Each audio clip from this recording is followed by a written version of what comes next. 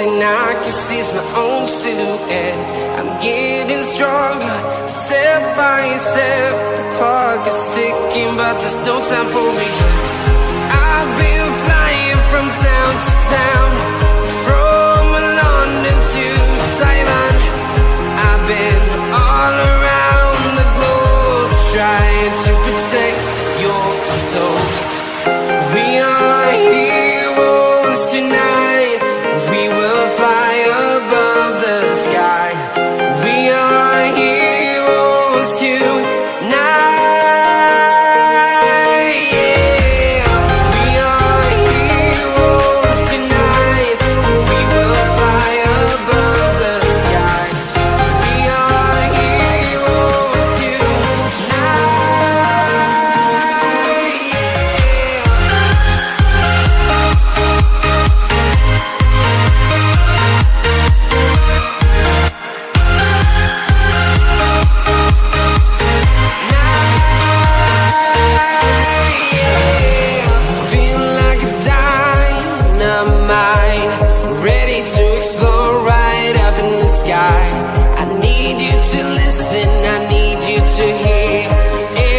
Show any fear. I've been flying from town to town, from London to Taiwan. I've been all around the globe, trying to protect your soul. We are heroes tonight. We will fly above the sky. We are heroes tonight.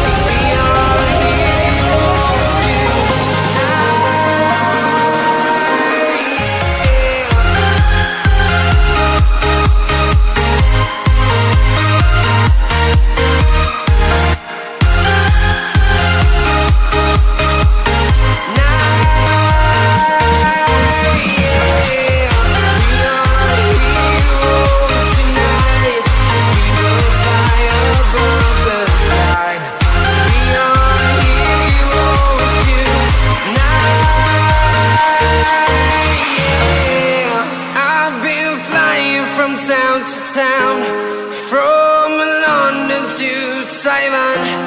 I've been all around the globe, trying to protect your soul.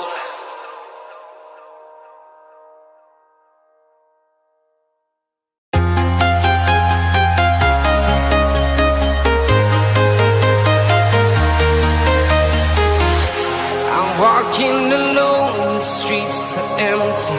The only thing I can see is my own silhouette. I'm getting stronger, step by step. The clock is ticking, but there's no time for regrets. I've been flying from town to town, from London to Taiwan. I've been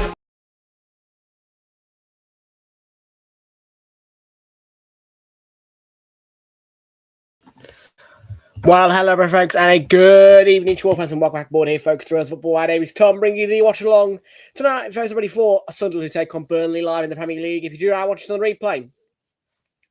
Then please do make sure to leave me a like on the stream, subscribe if you're new. Thank you very much indeed, folks. Everybody joins here today. Kick off on the way for you at 8 o'clock in the Premier League. It's Sunderland against Burnley. Welcome aboard, and I hope you are all doing well. Smash a like and subscribe. Share the channel around with your friends. So it is deadline day, folks, for England. The deadline has been hit. 7 o'clock was the deadline for this year's deadline day on the January transfer window. I don't think there's been many transfers. I mean, there was a couple of mentions of Jean-Philippe Mateta potentially moving to AC Milan. I think that fell through. There was talks about Jurgen Strand-Larsen being sold by Wolves to Crystal Palace as a replacement for Jean-Philippe Mateta. So let's quickly go on to the Sky Sports app now and have a quick check and see what has happened on this deadline day, because I am curious as to know as to what has happened and what has come in. So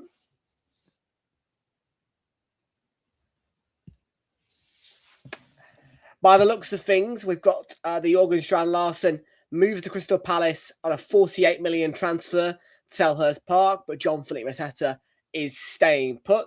AC Milan did earlier fall through, I think, with that plan to sign Jean-Philippe Mateta anyways. So Jørgen Strand Larsen looks to have moved to Crystal Palace for a total fee of 48 million.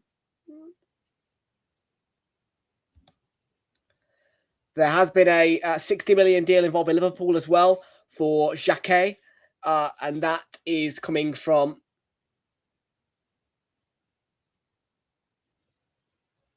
a player coming from, hang on a minute, where's he coming from?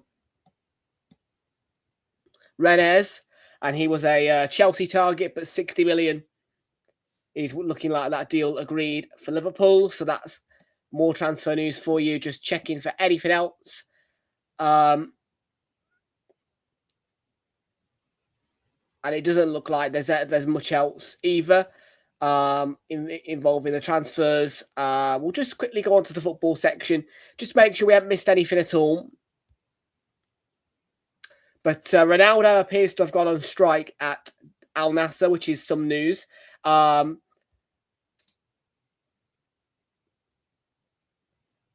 it looks like Arsenal and Spurs were in a race for Harry Wilson. And Spurs are going to beat us that race. I believe that's Fulham's Harry Wilson. Well, I had no idea until I've just read that now. So, yeah, there we go. Even so, the transfer window is now shut.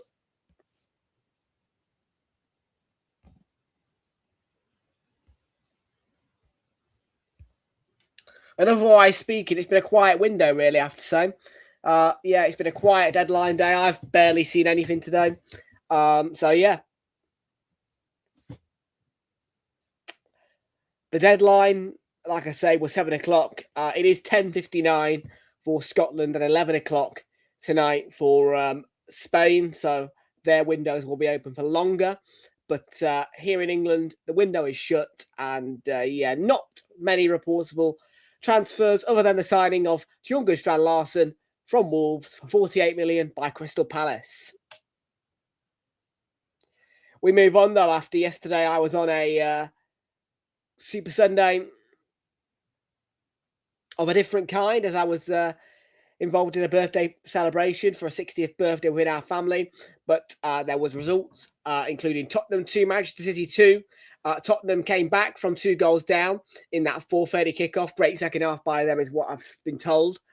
So 2-2 it finished there. Villa were beaten 1-0 by Brentford at home. Manchester United came back Manchester United managed to pull through for a 3-2 win over Fulham after Fulham made a comeback to pull it to 2-2 with Kevin scoring a worldie. But Benjamin Sesko got the winner for Manchester United at Old Trafford, and it finished United 3, Fulham 2, probably the game of yesterday as well. And the other game was a 1-1 draw for 10-man Nottingham Forest against Crystal Palace. I did think that Forest would win that, but 1-1 it finished, and Morgan Gibbs-White scored within just 5 minutes in that one. And a penalty in the first half, stoppage time from Ismail Assar, got Palace level, and there were no further goals in the Nottingham Forest versus Crystal Palace game. So, yeah, interesting Sunday yesterday. And like I say, I would have liked to have been live for the Tottenham Man City game, but obviously priorities had to sit elsewhere. And yeah, we are back now for you. Sunderland against Burnley, right before the Carabao Cup gets back underway for its semi-finals, where tomorrow I'm at the Emirates for Arsenal-Chelsea after a brilliant night at the Bridge, putting us 3-2 up on aggregate. We go to the Emirates tomorrow with a lead, and hopefully by the end of tomorrow night, and for the first time attending two legs as well, both legs in a 2-legged tie, we should be through to the Carabao Cup final.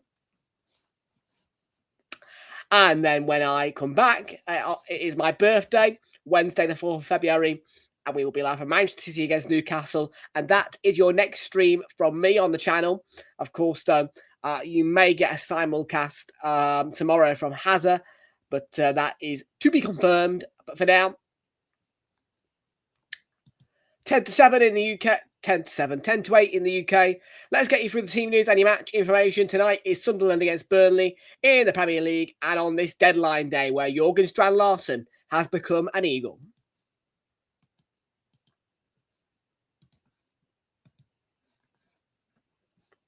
And there he is right now. You've got a Chelsea lad there and Dwight McNeil in this picture on the homepage of the Premier League. But that picture is the most relevant to the news that has been given, in the fact that Jørgen Strand Larsen was supposed to sign for Crystal Palace as a replacement for Jean-Philippe Mateta should he have left for AC Milan. But of course, that deal for Jean-Philippe Mateta going to AC Milan did fall through, but Palace chose to sign Jørgen Strand Larsen from Wolves for 48 million anyway.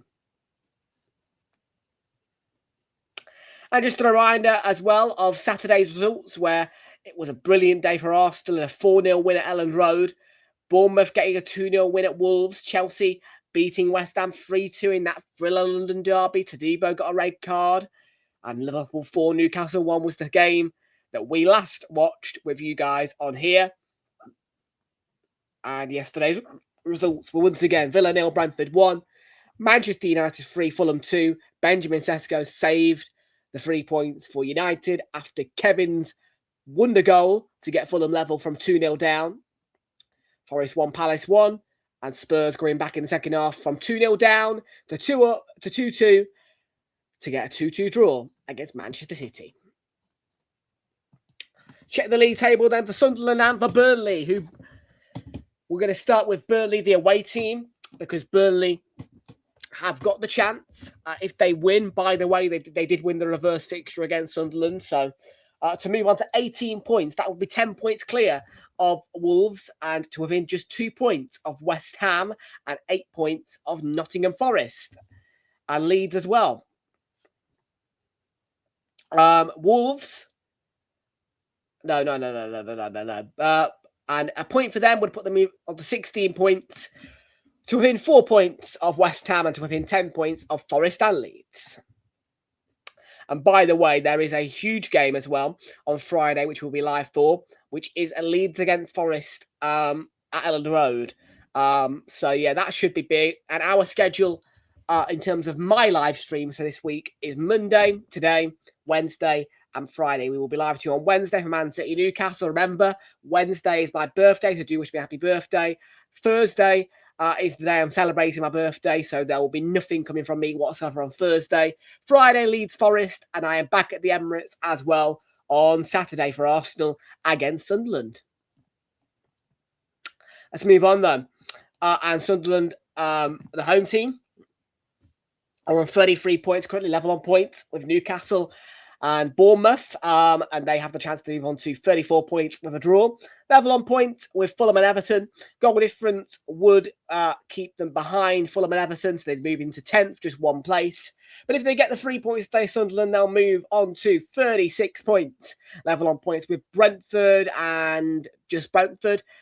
And if they can win by 7, they will surpass Brentford's goal difference and move into 7th. Otherwise, it will be 8th, leapfrogging Fulham and Everton.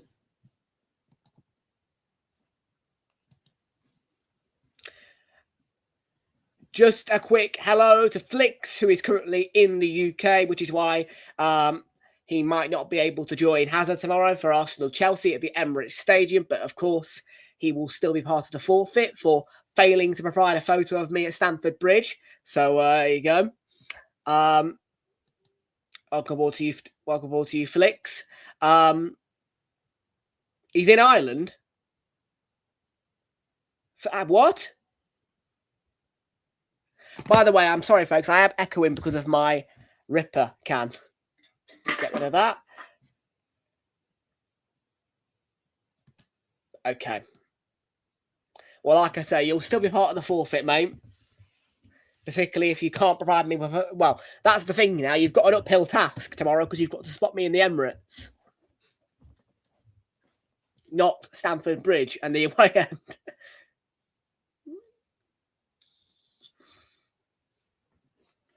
And yes, I'm not going to lie, I'm not as excited for tomorrow as I was for going to Stamford Bridge, but that's just natural because the Emirates is home for Arsenal. I'm used to it. But I'm still very excited for the fact it's a second leg, and obviously I will be buzzing if we get to the final, which I'm sure we will. So yeah. And I am a little bit disappointed that I won't get to... I'm a bit disappointed that I won't get to ride past Buckingham Palace on the bike tomorrow. Because I've never cycled to the Emirates before, but I, of course, cycled to Stamford Bridge and rode past Buckingham Palace not once but twice. So that's a little bit like, oh, I'm not going to ride past Buckingham Palace, but oh well.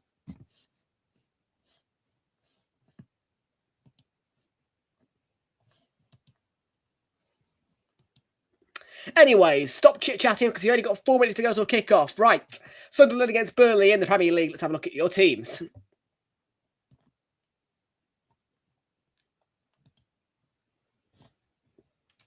Game is live on Sky Sports main event and Sky Sports Premier League. You do want to give it a watch. And the form guides. West Ham 3, Sunderland 1 was the last result for Sunderland. 2 defeats in the last 3 for them, but of course winning against Crystal Palace at home. And Burnley currently on a 3-game unbeaten streak with 3 draws at home to Man United, then away to Liverpool, which was a huge result for Burnley and a massive shock, and also a home draw to Tottenham, who of course are a much better team when they go away from the Tottenham Hotspur Stadium.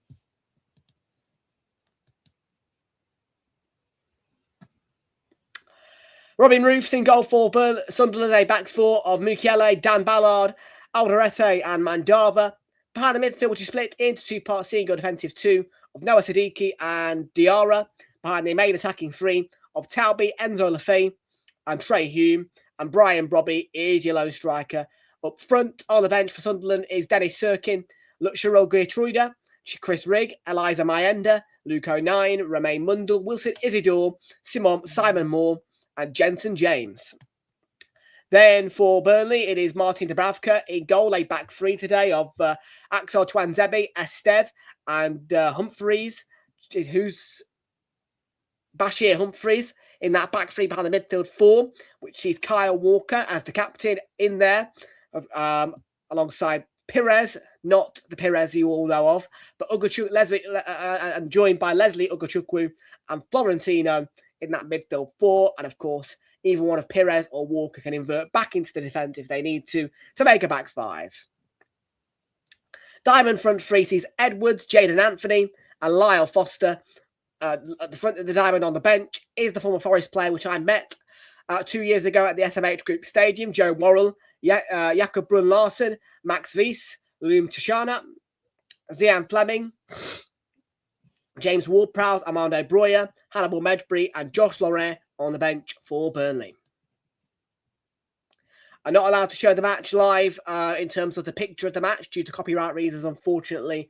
I know U67, but you can watch on Sky Sports main event or Sky Sports Premier League if you want to give it a watch in the UK. If you are outside of the UK, contact your local broadcaster for the details of how you can watch this match.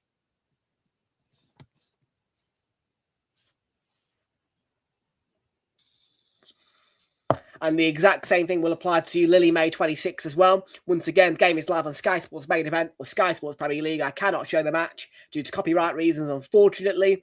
And if you do want to give it a watch and you are outside of the UK, please contact your local broadcaster for details of how to watch this match.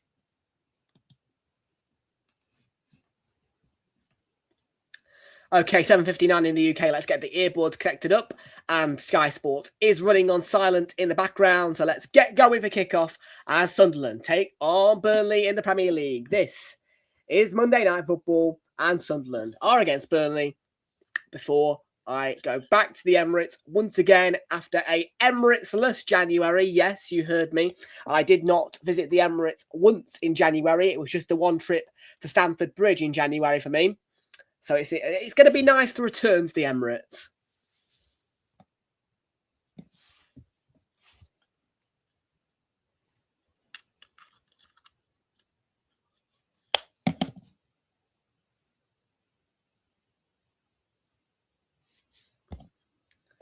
Hopefully, yeah, we're connected up. There we go. Right, Sky Sports main event, Sky Sports Premier League UK viewers.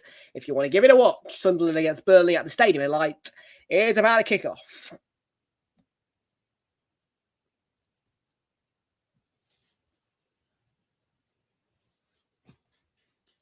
And they're just going through the final pre-match preparations. In Twitch, yes. Give it to the Twitch viewers, but don't bother with the YouTube viewers.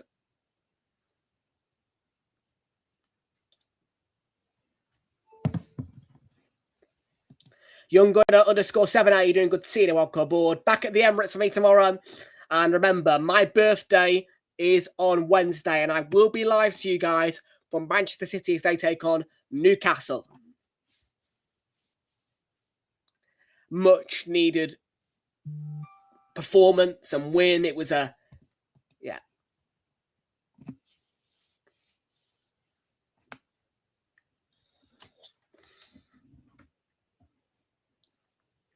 So yeah, like I say, very quiet January for me in terms of match attendances, but yeah. Back at the Emirates, it's 3 straight home games for me as well, guys, in terms of attendances at the Emirates. So it is going to be 3 straight home games in February. There are no away games planned for this month yet.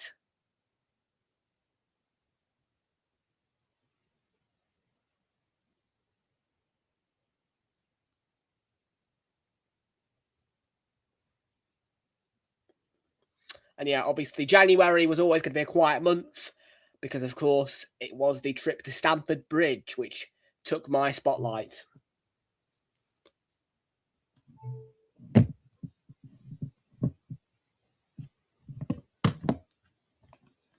Out.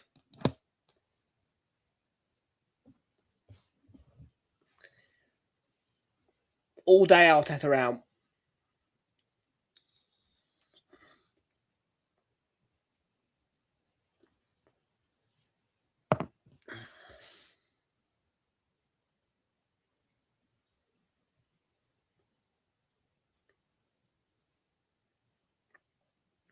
So who knows, folks, next year, the Stadium of Light could be a stadium that I may visit. And obviously, for Arsenal fans, if you are having to go for a dealer to get your tickets, Sunderland and Newcastle are the cheaper away days because, of course, not that many of us want to travel.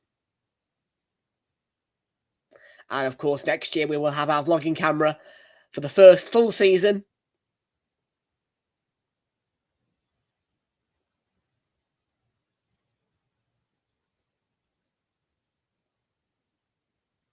It's just a shame I didn't have it for the Stamford. Oh, it was amazing.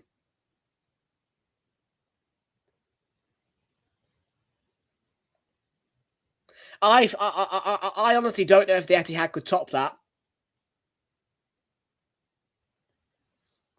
I mean, that is something that I might be doing this year, the Etihad.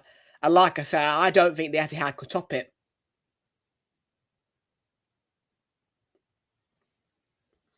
But no, next year we will be returning to utilising international breaks. And what I mean by that is we will be bringing in the camera out to lower league clubs and also potentially women's matches for the international breaks as well next year. So that will be something that does return, because obviously last year I did do a League 2 match during the international break.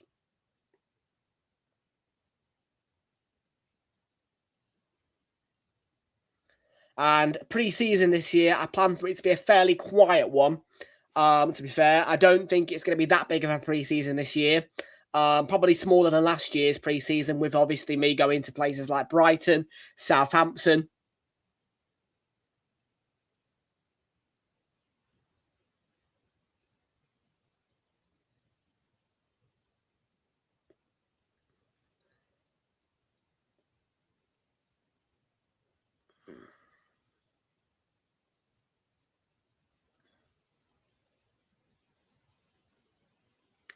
And yeah, obviously, of course, as well, we'll have the FIFA World Cup to contribute to think about as well.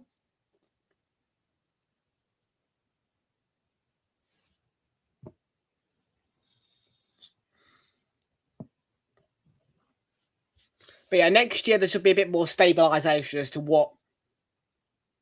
Well, yeah. But yeah, no, guys, I will not be going to any FIFA World Cup games before you ask. I haven't got a passport. And even so, at the minute, me being unmonetised and a more club football man, I would not be putting any money aside for the World Cup. I will be, yes, you're right. I need to.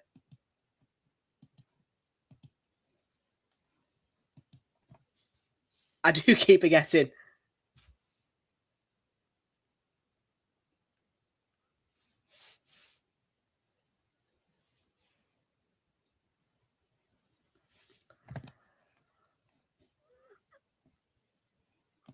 And today I've done it for kickoff, I know. It's probably because yesterday I had Super Sunday off. I mean, yesterday, can I say, I was a bit too talkative. Because naturally, at around about 3 o'clock on a Sunday, I am talking to you guys. Yeah.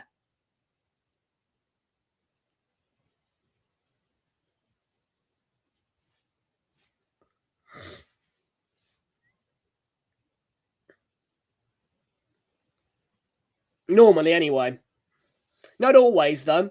If they put a 12 o'clock kickoff in, normally I'd do that and then just bail on the 2 o'clocks or 2:15s. Unless Arsenal are playing at 2:15. And to be fair, if I knew that Arsenal were playing at 2:15, in that case, I would probably just attend the game.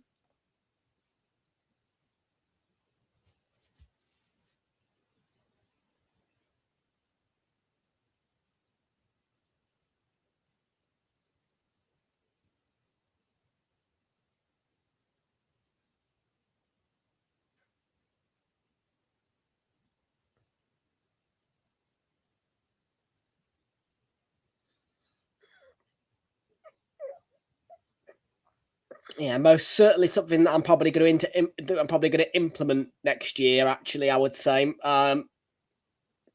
probably will start reeling in 2 o'clock kickoffs into that 3 o'clock rule, just because obviously what I don't want to do is skip on a 4:30 kickoff, especially if it's a big game. But also, I don't want to be recording a fan cam for a game that I watched before the game that I've just come off the back of. Yeah, you get the point. You get the drift. So yeah.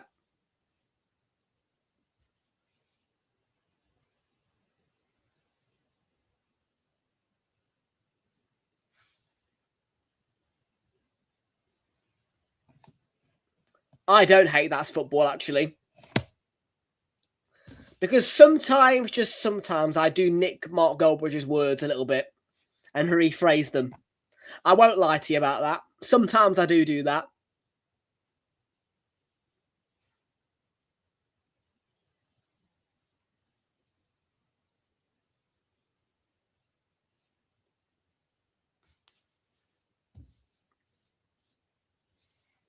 But no, like I say, guys, 2 straight home games this week. Very, very excited to be back at the Emirates twice. And yeah, it is. It's probably one of the biggest, the busiest weeks of my life, really, when you consider it. Because obviously, I've got my birthday today. It was my great aunt's birthday, who we did celebrate yesterday. Tomorrow I'm at the Emirates. Like I say, Wednesday is my official birthday, but I'm celebrating on Thursday. And obviously, I'm live on Friday. Go!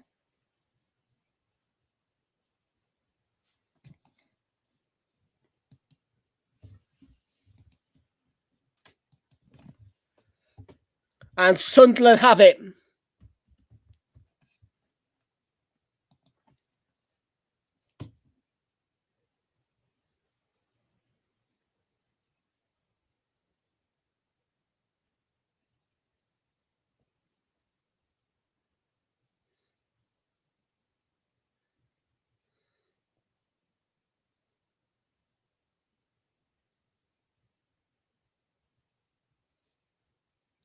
Well, it's gone down as a Habib Diarra goal for Sunderland, who are ahead.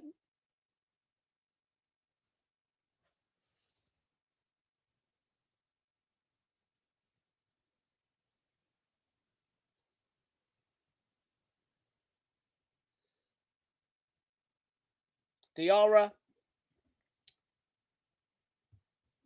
with the goal.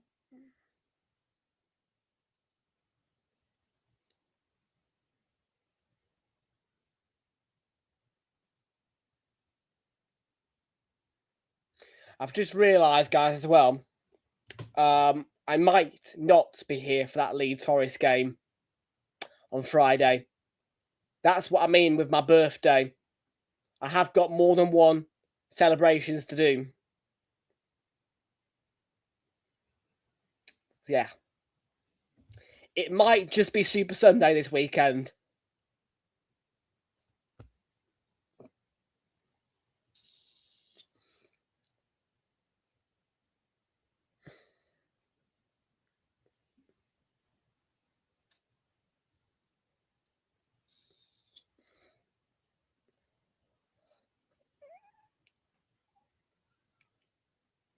Realltom. Balls with Robin Roofs.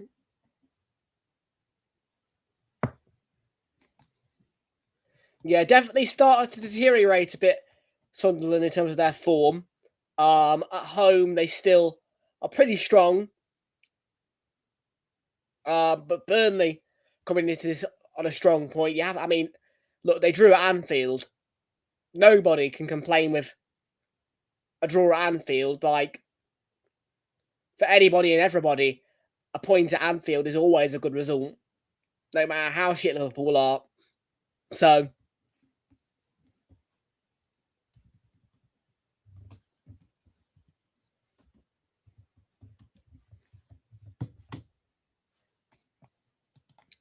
I mean, for a start, they've done something that Arsenal couldn't do. They've done something that probably Man City won't be able to do on Sunday. I don't know, actually. I mean, I've put 2-2 down for that game, but I'm not convinced that City will survive. It's two sides that aren't doing so great. More Liverpool in that sense, but going head-to-head, really. Liverpool most certainly aren't in the form where they'll sweep City away, I don't think.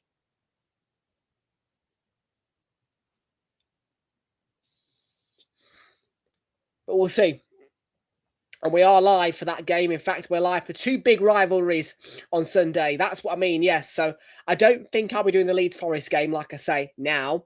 But a big Super Sunday to come back for with Brighton against Crystal Palace, which, of course, is a rivalry between the South London club and the Seaside club, separated by a road, which is the A23, or the M23.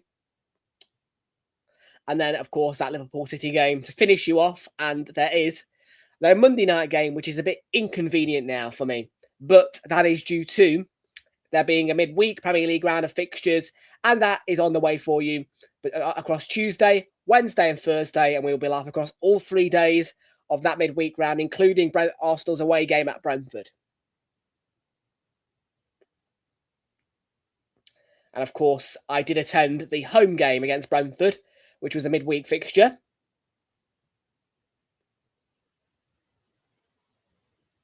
Yeah, I do. This season, I've done quite a lot of home London derbies, really. I've done, quite a fair few. The away ones, not so much, but obviously, I did do Stamford Bridge, so. I'm all right, thank you, Kate Jonathan. How are you doing? Good to see you. Welcome aboard. I will be live for Manchester City against Newcastle on my birthday. You are playing on my birthday. Tomorrow, it is the Emirates for me. It's Arsenal-Chelsea.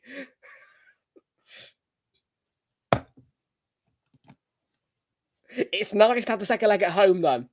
And guess what? We probably aren't going to have to... I don't think now we are going to have any second legs away from home this season. Because in the Champions League, our top 2 finish guaranteed us home legs being the second leg always.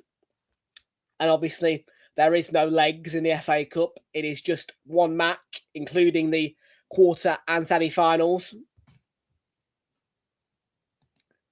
We'll see. You are 2 down. Need a big performance.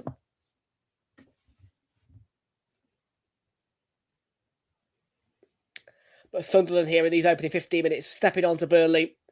And a lot of the ball is in Burnley's area.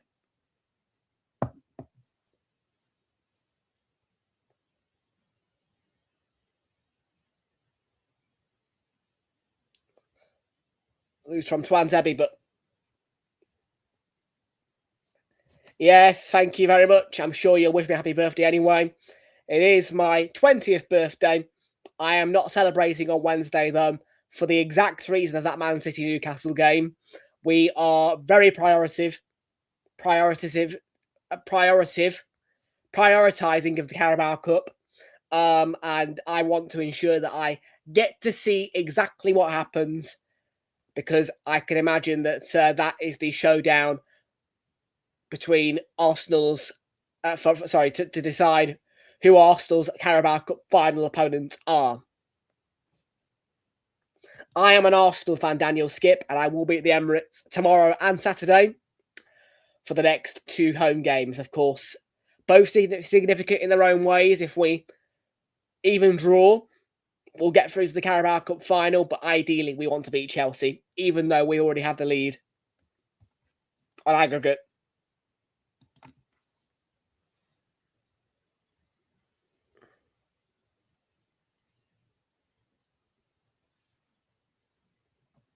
You see, I think tomorrow's a big day.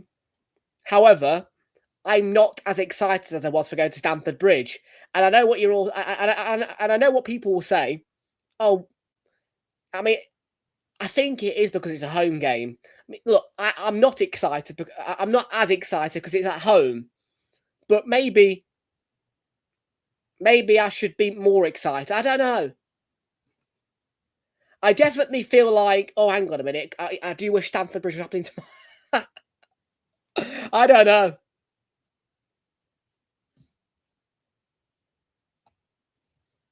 I think because I'm so used to the Emirates, the excitement factor goes away a little bit. You know what I mean?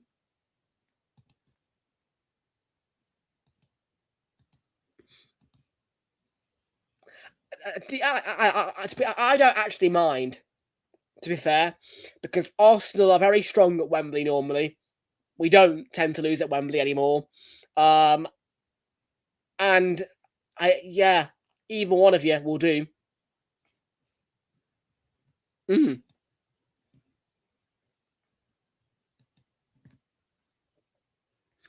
Well, like I say, I definitely need to get that kind of kick up the arse, be buzzing. You know what I mean?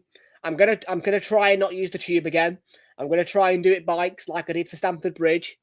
And yeah, I need to treat it a bit like it's an away game, really, I suppose, and get that, you know what I mean, into me. Because yeah, I'm not gonna lie, right now, I would rather the game be at Stamford. I suppose, yeah, I would prefer you having flicks on, but yeah.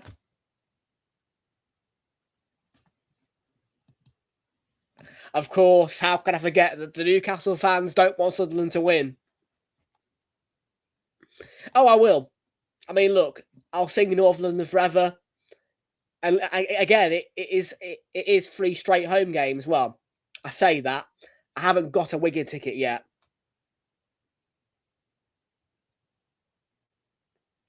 Yeah. I ain't got a Wigan ticket yet. Got to go through the exchange for it. Yes, somehow the ballot did not give me a Wigan ticket. But I'm not going to complain. I'm not going to complain too much because I didn't have to. I mean, look, I'd rather sit on the exchange for the Wigan game than the Chelsea game. Do you know what I mean? The Chelsea game did come through the ballot.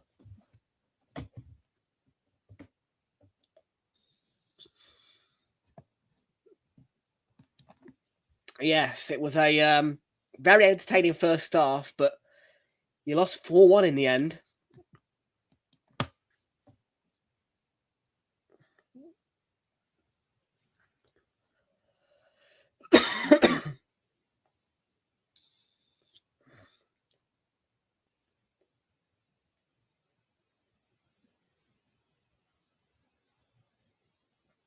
So 20 minutes gone. Sunderland 1, Burnley 0.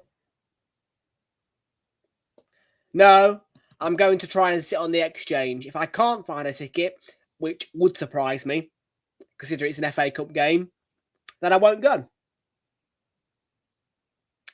Because we prioritise the Carabao Cup on this channel, not the FA Cup. And obviously, if I do run out of luck with the exchange, then I'll just put that money aside and put it towards the Carabao Cup final. If I can accumulate enough to go. There is no guarantee that I'll be attending that final, but I will do everything I can. Because it ain't cheap.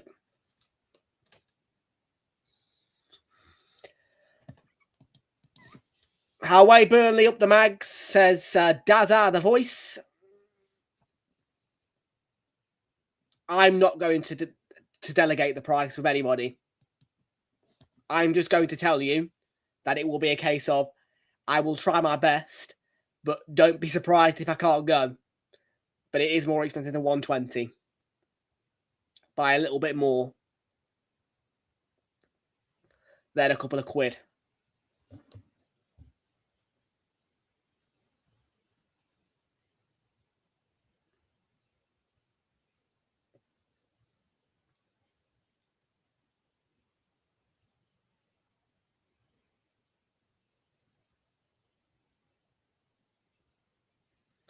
That's back to the feet. Robin Roofs.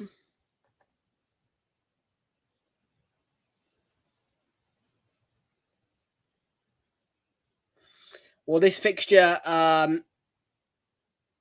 in the reverse was a 3 o'clock kickoff at Turf Moor, which Burnley won.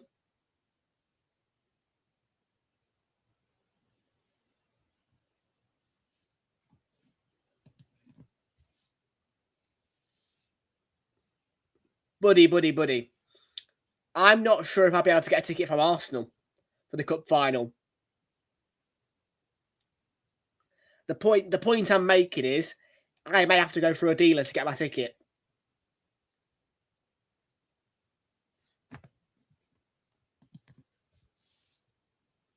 Like I say, I'm not going to delegate it with anybody.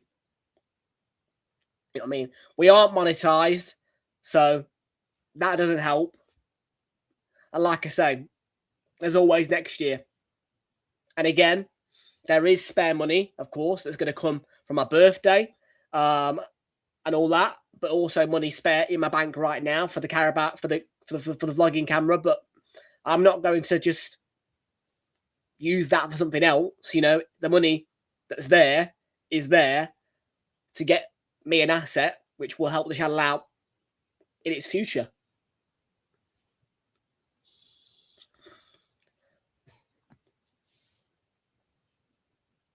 And yeah.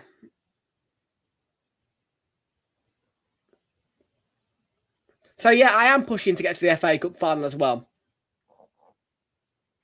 Because if we get to the FA Cup final, swindle doos, I'll be able to do it. Of course I will. I mean, look, the only thing I'll have to debate with is the home game against Burnley. The last home game. If we win the league, I'm going to be there.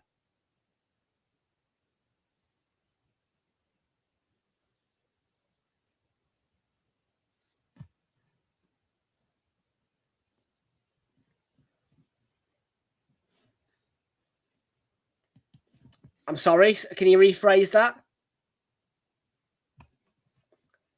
You're in the playoffs, but is it Quarabag you've got? I think you will get through. I mean, I'd be very surprised by the way you performed against PSG if you didn't.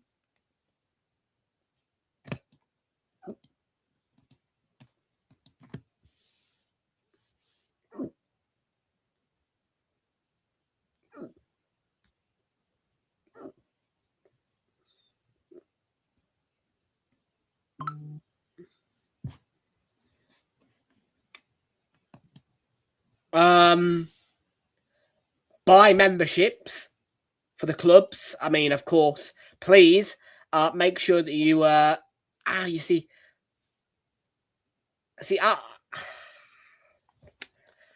I'm doing your research for you, right? Look, Chelsea. I don't particularly know how Chelsea's ticketing system works, but again, you may need a dealer. I don't know Chelsea dealers because I don't deal with other clubs' dealers. I deal with my dealer who sorts me out Arsenal tickets, mainly away ones.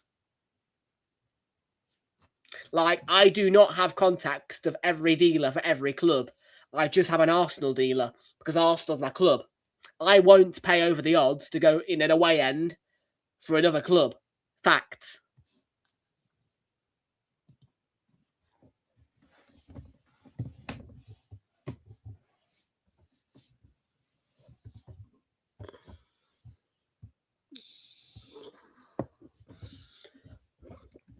Liverpool, let's have a look. LiverpoolFC.com.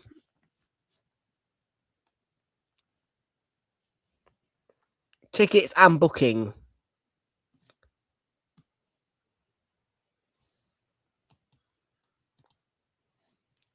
How to buy tickets. Tickets for Liverpool matches can be purchased subject to the specific selling details of advertised for each individual match. Selling details for all fixtures will be advertised on our website. To be eligible to access tickets for most men's games, supporters must hold either a full light junior or junior all red membership.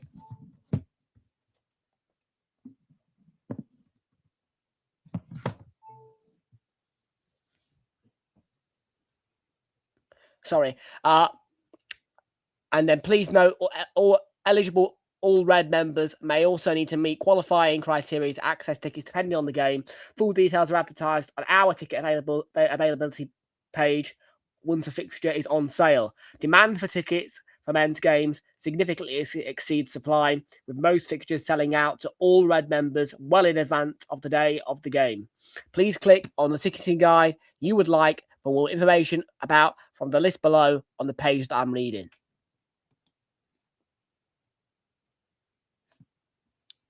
Tickets availability. Okay, so Liverpool Man City tickets are available. Yeah.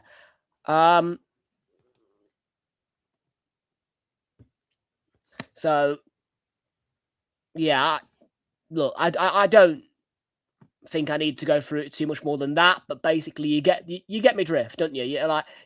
Like I say, you will have to negotiate with the websites of the club that you want. Like for me, sometimes, yes, I have to negotiate with other clubs to get tickets. Why? Because I do like to go and sometimes be a neutral at other clubs, but otherwise it's Arsenal and my dealer who I deal with. So yeah, I mean, check LiverpoolFC.com and Chelsea.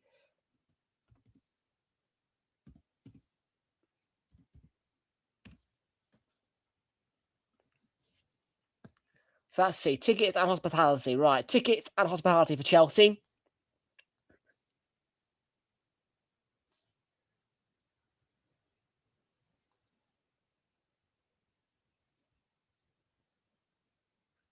Other ticket information. Let's have a look at this. Right, so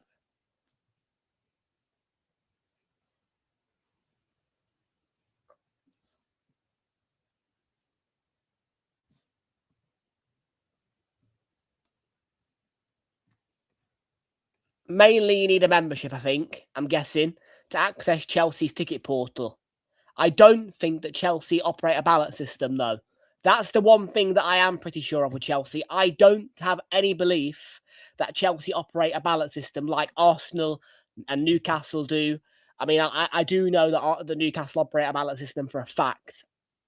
And I think Tottenham are the same as well. None. If you don't have a ballot system, none. Nice.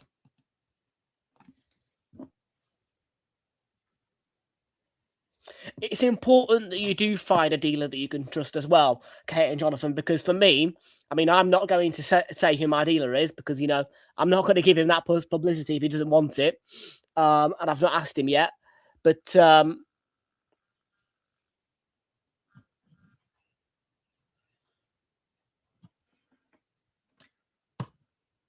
yeah, it's so because, I mean, for me, Stamford Bridge in the away end would not have happened if I did not have my dealer. That's it. You can mention it, but don't give the name out.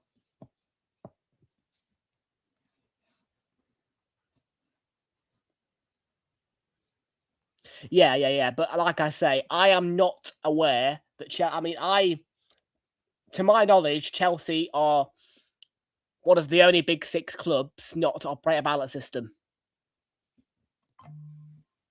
Man City may be the same, but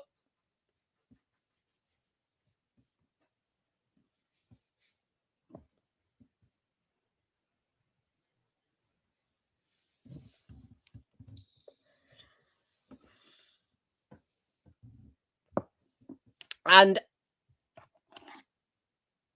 I mean, fire your questions as well, because the ballot system for Arsenal, and I mean, look, you can always ask Kate and Jonathan about the Newcastle one as well, but for me, I would say that it does save you stress because, like, if the tickets go on sale at a specific time, you are just rampaging to get yourself a ticket right before they sell out, because I imagine that's what it's like with Chelsea.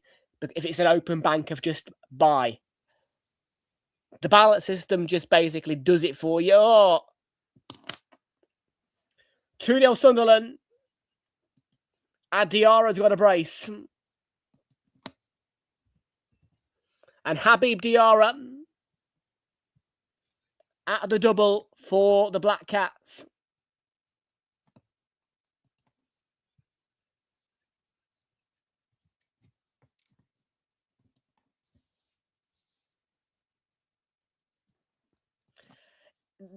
I mean, like, I would ask Kate and Jonathan, really, more than, yeah.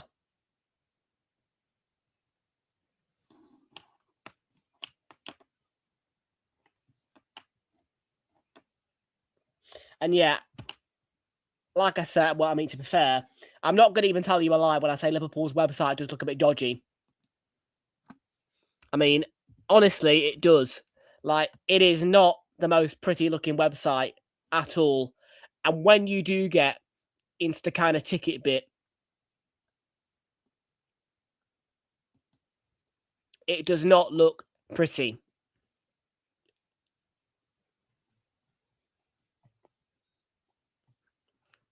It does not look the safest website, LiverpoolFC.com. And I won't even lie to you. I mean, I've seen League 2 clubs with better looking websites than Liverpool's.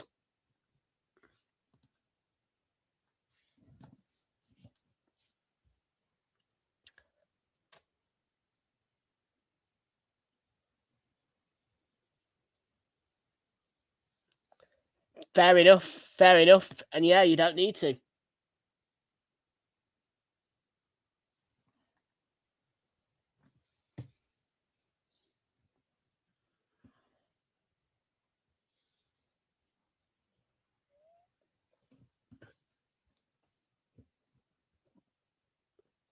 And again, as well, that is probably one of your routes into games as well. Being a steward, of course. I mean, I'm not going to even tell you a lie. At Stamford Bridge, there was Arsenal people who were wearing pink, and it seemed like they were stewards, but they just weren't. Like, they were wearing pink high vis, but the woman next to me was practically an Arsenal fan, but staff, because she was joining in with the chants. She was, like, engaging with the match. She wasn't just, like, watching the fans. Do you know what I mean? So I think in the sense of that, there are some types of stewards that are allowed to just engage with the match and sing.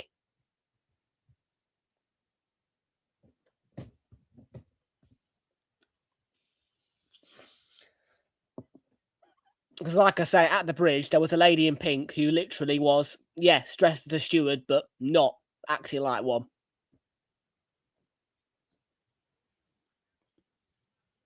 Could be a chance for a goal back for Burnley here.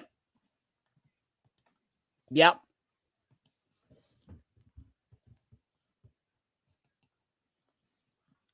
And Habib Diarra is sitting on a hat-trick as well.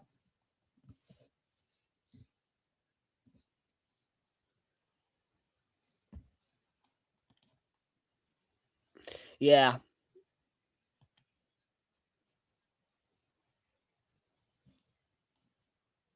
I know that Jonathan will look after me if I want to go to St James's Park.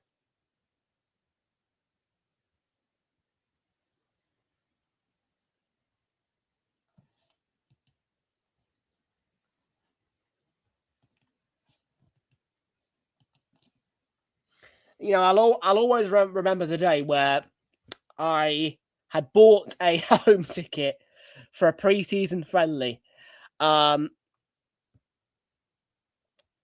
Chesterfield.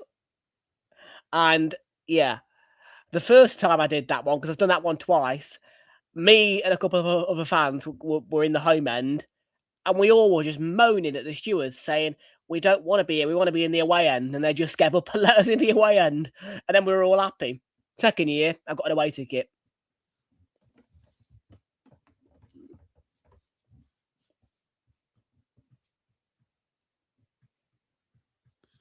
It was genuinely like that was like, yeah.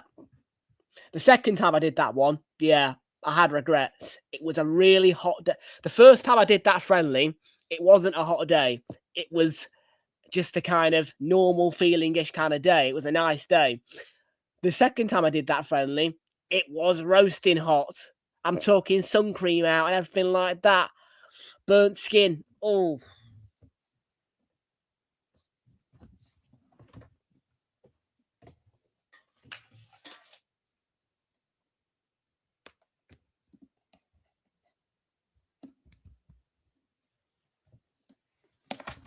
Yes, I know you will. I might see if you can steward the away end. Maybe. Perhaps. When I come, because I think I'll do Newcastle Arsenal at some point next year. Hopefully in the Carabao Cup, but maybe a Premier League game as well. Because, like I say, Newcastle and Sunderland are the cheapest ones for Arsenal fans through a dealer.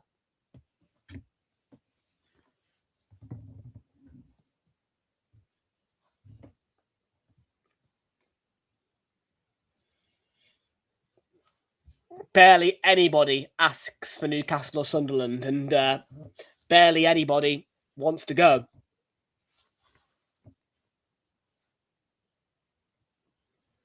So it is very easy to get one through a dealer for that game. So yeah, I'll let you know, and yeah, hopefully Jonathan will be able to get in the. Well, hopefully you'll be able to steward the away end, though.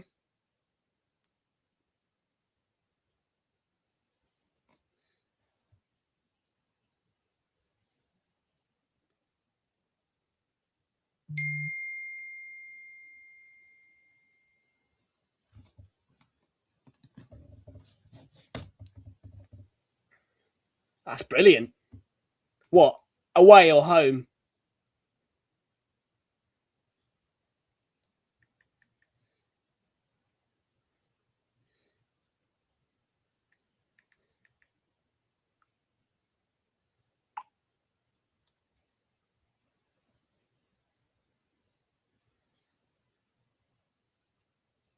Yeah.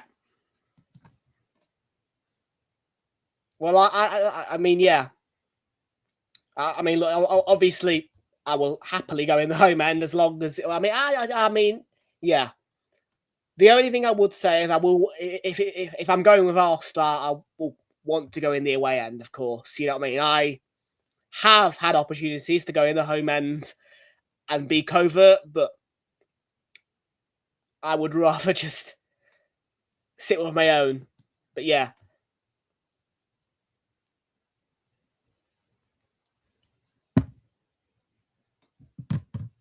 Maybe I could be.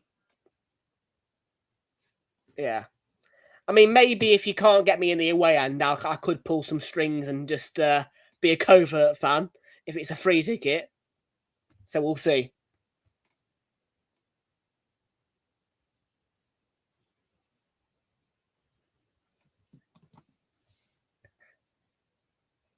I mean, I don't wear colours anyway, really, unless it's warm.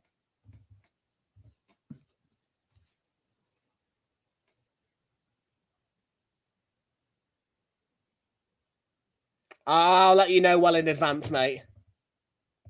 Don't worry about that.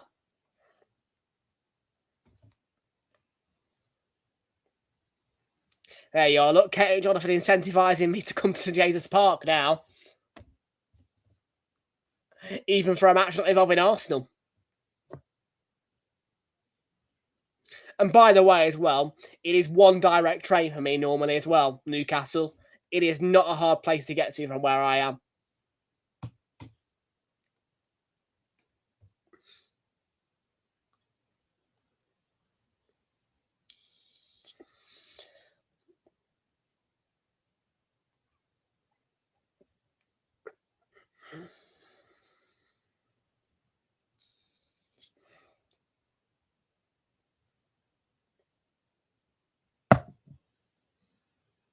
Don't worry.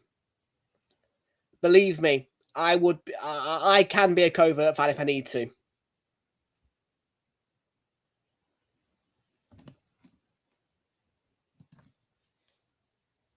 Yeah. Don't worry.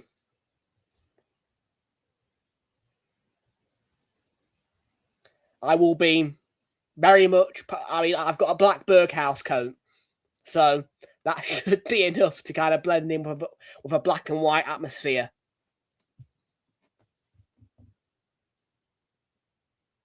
Just as long, well, to be fair, we normally wear our home kit anyway to you guys, yeah.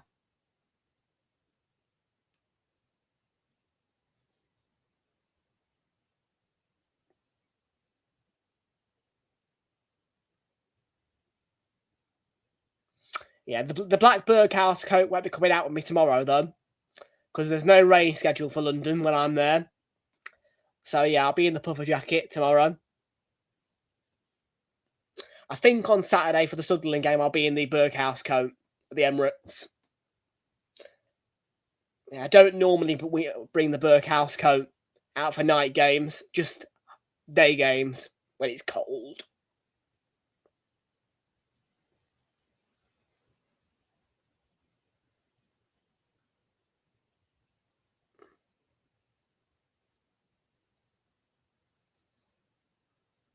I mean, obviously, if the forecast comes out tomorrow and it says rain, then of course I'll bring out the Berghaus.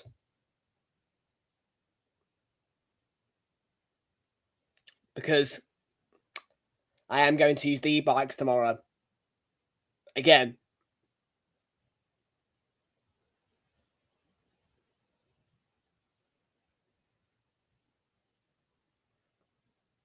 Because, yeah. If I am going to save more money up, then I need to stop using the tube. And it worked just about to my favour with the Stamford Bridge. I couldn't believe... I did have to break a few road rules, I'm not going to lie, to get to St Pancras on time for that 23:04 train. Because, yeah, if I did end up taking 44 minutes, I would have only had 2 minutes to get to the train. And there is a 5-minute kind of period of where they are allowed to close the doors before the train leaves, which would have equated to 22:59.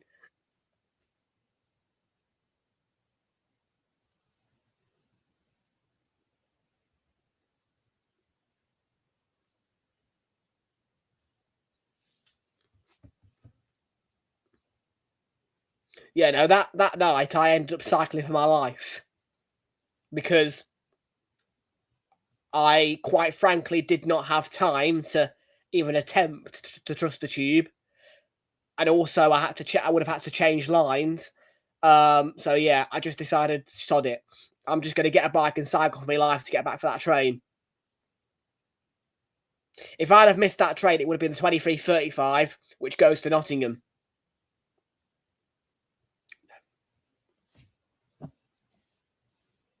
And that is the very last northbound train out of London as well. That 23.35 one, I believe.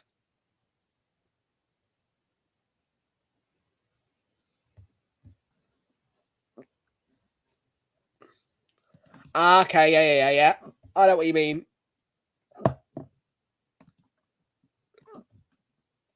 Stoppage time, 4 minutes. Stoppage time, 4 minutes. Oh, as well. Cheap hotel hack for you as well. I'm not going to let many people know about this, but if you are going to Newcastle away as well, I do know a cheap hotel which people don't normally use, but go to Newcastle Airport. Britannia Hotel, Newcastle Airport. The friendliest staff you'll get in most Britannia hotels, and it's cheap as chips.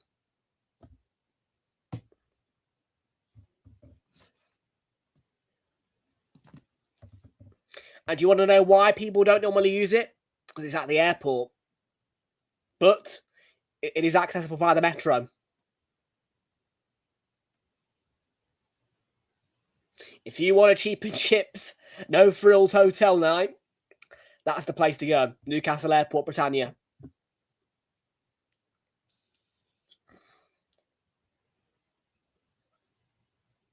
And that will likely be where I am as well.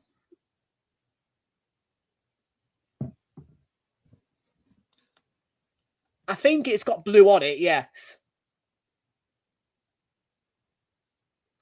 No, once upon a time, one of my mystery coach tours took me to Newcastle, and we ended up staying in that hotel. And honestly, for an airport hotel, you would have never known you were at an airport. And believe me when I tell you that the service they gave us was better than some of the past couple of years that we've done. An airport hotel having a function room and serving a full gala dinner is amazing.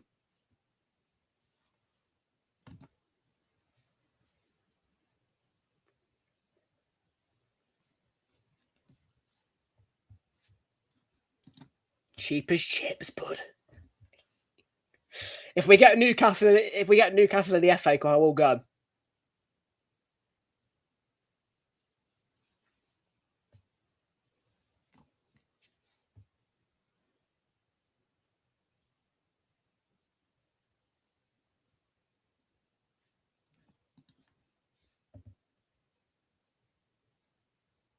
Yeah, but that's the thing. I'll probably have a single, yeah.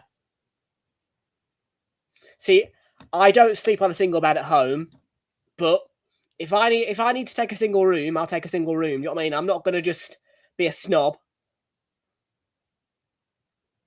But I don't book hotels such as IHG, Accor Live Limitless. So anything that is a hotel under a reward scheme, such as IHG, Accor Live Limitless, Marriott Bonvoy, Radisson Rewards, all that lot, I won't book it for a third party because I want the points directly for that hotel group.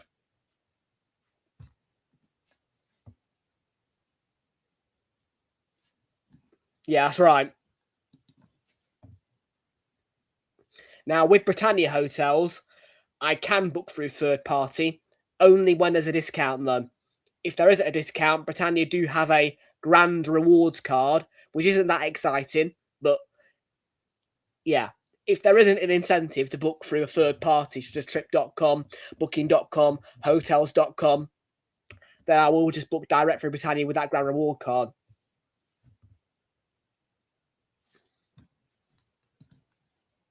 That's half time.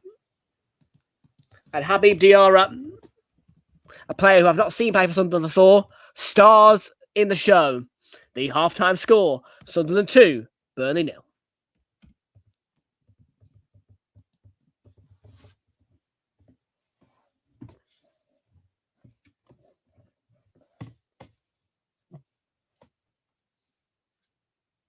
And of course, the likelihood is that this year Burnley will be one of my double downs. And technically speaking as well, even though it's in the Carabao Cup, Chelsea is going to count as a double down because I have attended both away and at home to Chelsea this year, as of tomorrow. And the likelihood of me attending the home fixture against Burnley is high. So, yeah, when I say double down, it means that I've attended both home and away against that particular club.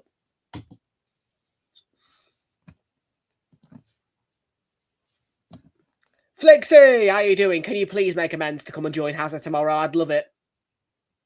And by the way, remember, if Hazard cannot find a photo, find me at the Emirates and give me a photo, both of you will be facing the forfeit.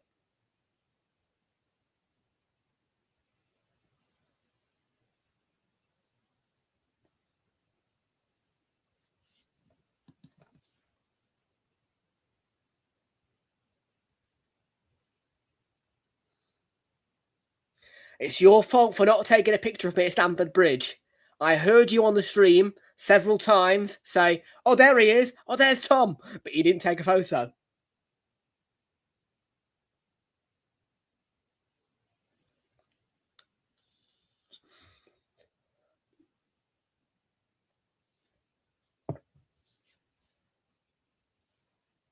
When Arsenal score a goal, or like every time Arsenal went forward, your phone should have been on its camera ready.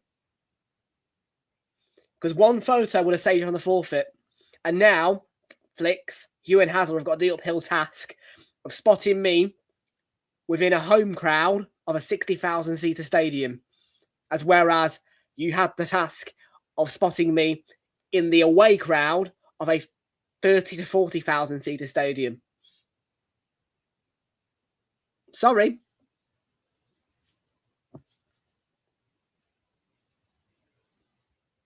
Yes. Stamford Bridge is at least 20,000 seats lower than Arsenal's Emirates Stadium. So even if I was in the home end, it would have been easy to spot me. Now, you have to spy me. You have to spot me in a 60,000-seater stadium and a home end. There will never be a day where I sit in the away end at the Emirates. Thank God for that.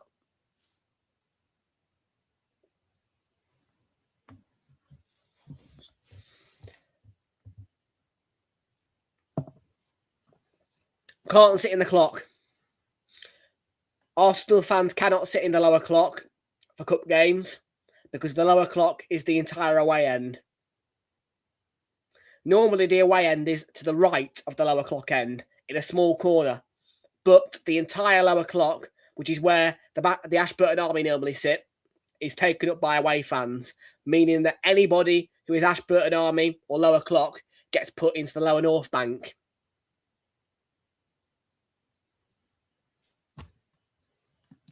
So the likelihood is you'll spot me in the North Bank. But for the Sunderland game, I'll be in the clock. Any league game, and I'm in the clock.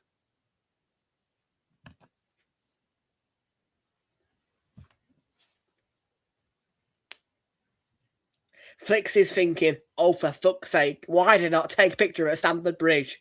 Yeah. See, I'm speaking the facts to you. 20,000 seats less than the Emirates and only one section of the stadium to look in for me. And now, and as well, that's a square, that's a rectangle stadium as well. You are, as well, it'll be different. It'll be more difficult for you because our stadium's round. It's an oval, isn't it? So it's like a rugby ball shape, isn't it?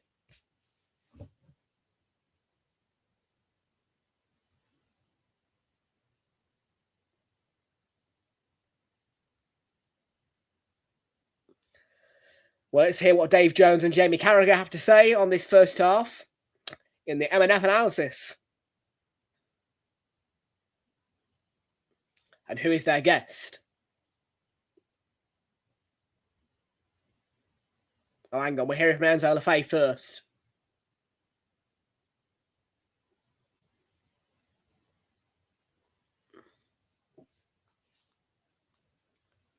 And I believe Enzo Lafay is on my thumbnail as well.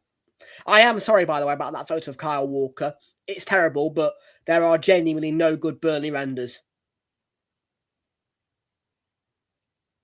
It's a good job that normally Arsenal fans can comfortably attend Burnley games. For saying that, our home game against Burnley will be put on TV if we win the title. If we are going to win the title and the trophy will be lifted on that game, with it in the final home game, it will be on TV. Normally, though, it would be a 3 p.m. all day. Well, he scored an own goal yesterday, I think, didn't he? And yeah, there's no guest for M&F today. It's just Jamie and David.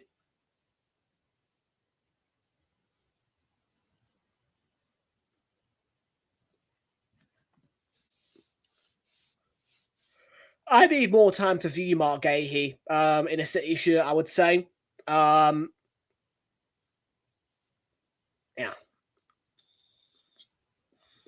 But I am going to see Man City's next 2 games, and there'll be watch-alongs for both of those, of course.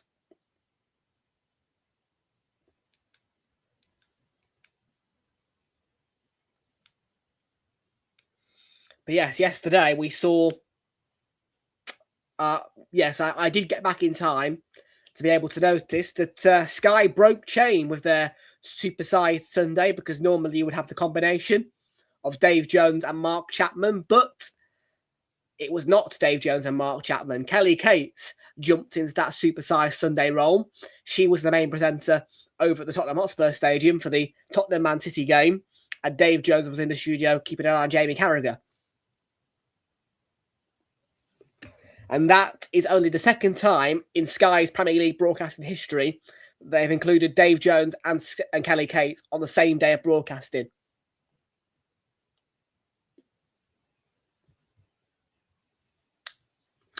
The previous time they did that was when they did a kids version of Brentford versus Liverpool coverage on Sky Sports.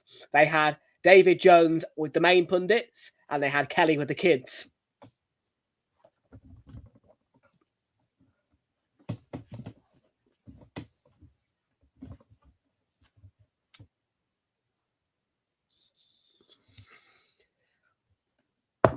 Yes, it's like I say, that it's very rare that you find Kelly and Dave on the same coverage or the same day of coverage or in the same area as each other.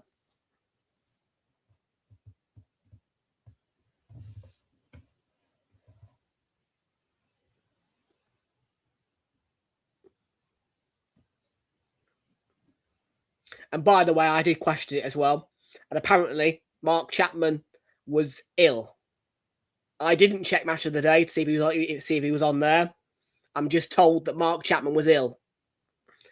So from what I expect, it was Gabby Logan who was on Match of the Day yesterday.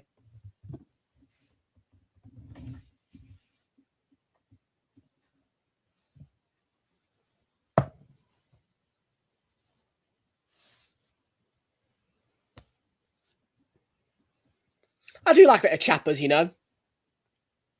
They had that same kind of combination though, because Chapman normally goes with Jamie Redknapp and Micah Richards. Well, they did that. Jamie Redknapp, Micah Richards with Kelly. I was a bit bemused to hear Kelly's voice yesterday, because the first hint that I got was the fact that my grandmother turned the TV on, Sky was on, and it came up with Spurs 0 City 2, and they were just about to go in the second half. And I heard Kelly's voice, so I was like, oh, hang on a minute, eh? What's going on here?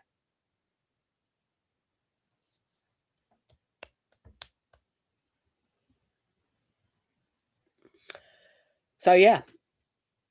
Like I say, that is not normally Kelly's role at all. Kelly normally does Super Sunday on her own. Like, Kelly is supposed to be Sky's biggest presenter for the biggest games, and normally she does not contribute to the Supersized Sunday.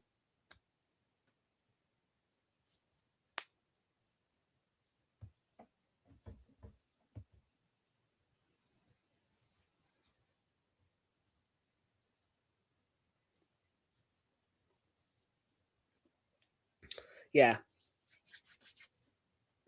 At one point, Dave Jones was the big presenter. You know what I mean? He would have all the big games and he would almost do every Super Sunday on Sky. But that has changed. Normally, when it's applicable, Kelly will get the biggest of games.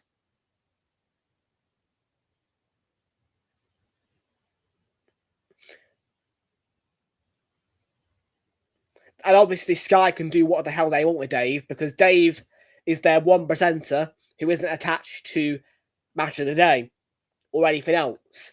So with Dave, Sky can do what they want because Dave is just Sky Sports Premier League and that's it.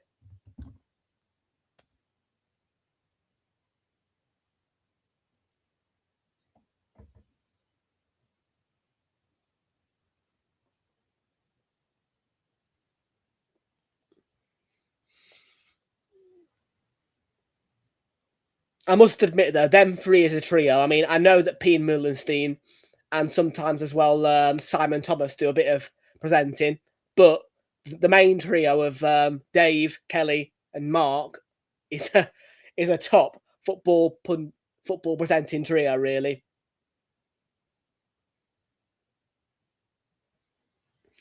And you can just see as well, particularly with the Carabao Cup coverage, how quickly and easily Jamie Redknapp, Micah Richards, and Mark Chapman all just gel. It works.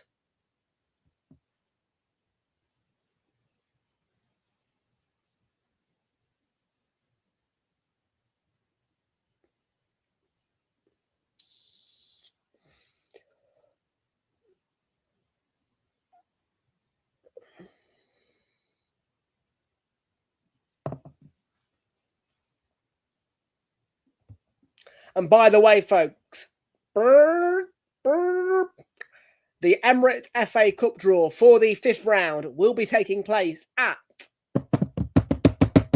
the Emirates Stadium, confirmed as well.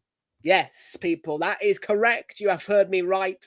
The Emirates FA Cup 5th round draw will be taking place at the Emirates Stadium.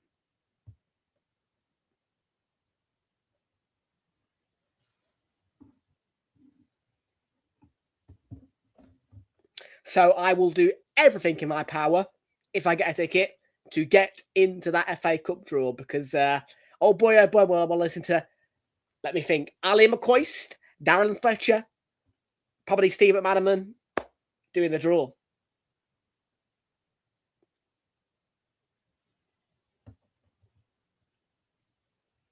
And for those of you who do keep an eye on CBS and their YouTube channel, you will be aware that Thierry Henry has invited Jamie Carragher into his box for that Arsenal-Wigan game. And that is due to Jamie's son, I believe, being connected to Wigan Athletic. So, yeah.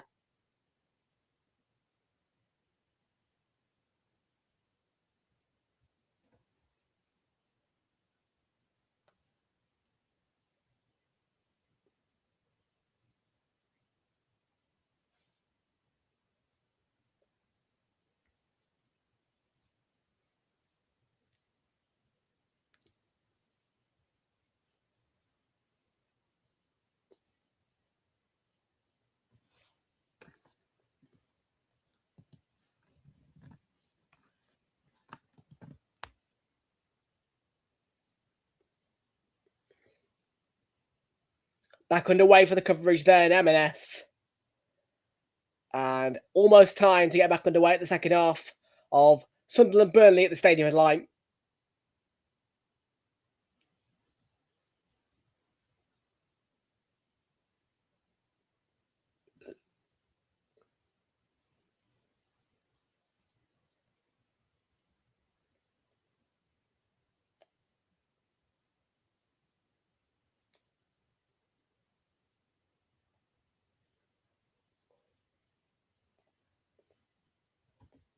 Axel Twanzebe, who, by the way, scored an own goal as well, which means that one of the goals for Habib Diarra has been chalked off, so he is not now sitting on a hat-trick. Anyway, Axel Twanzebe, the own goal scorer, has been replaced at half-time by Josh Laurent for Burnley.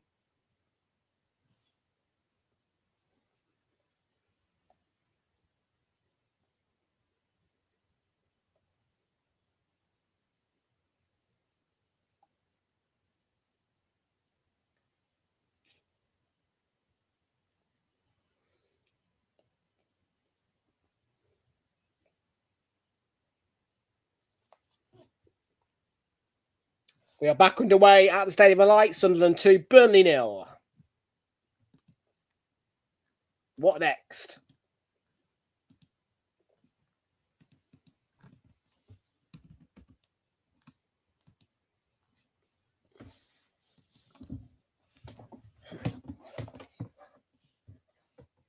Scott Parker coming out of the tunnel late. But since November the 1st, they've had 14 games, 5 draws and 9 defeats, conceded only 30. Scoring 13, conceded 27, Burnley.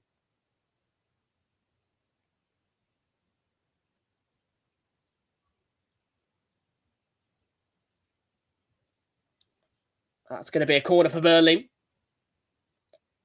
And the referee for this one, by the way, is Paul Tierney as well. Remember how I indicated to you about him being absent for a long time, but returning for that Man City Brighton game? Well, he is the man in charge for this game tonight. And it was a nice refereeing appointment for us at the weekend as well. I was appreciative of the fact it was Stuart Atwell.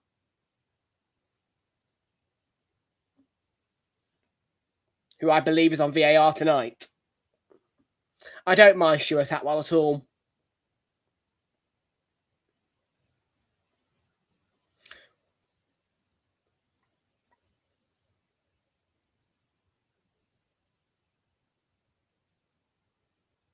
It's Florentina for Burnley.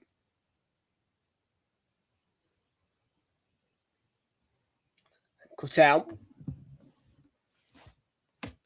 Talby has the ball at his feet and he's coming forward. He's taking on Laurent and he's got ahead. Talby, can he keep on going because he's still got the ball? And he goes to the byline. He had no room to dig out a cross. There was no deflection, so it's a goal kick.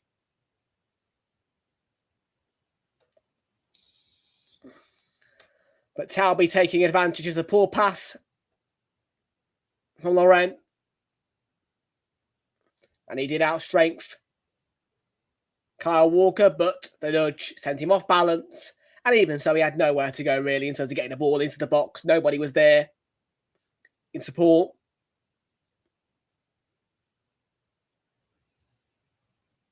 Jaden Anthony on the left. Good ball as well. I like that ball. Kyle Walker, well, he's just done all right back there with the defending. Yeah, I mean, I'll give you a heads up on how he's taking a long throw here.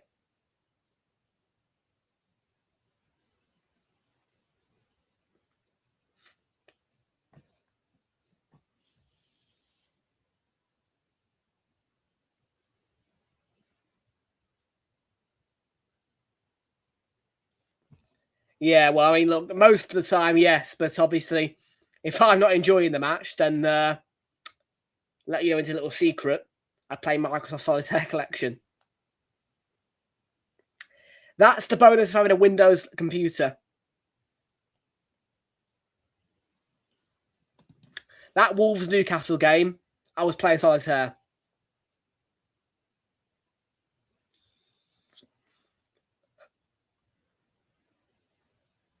And you know what? I'm a bit like, well, I don't know. Did I miss too much by not doing that Chelsea-West Ham game? I mean, look, I was never going to do it because of the fan cam for the Leeds-Arsenal game. Where applicable, I will provide fan cams after watching an Arsenal game.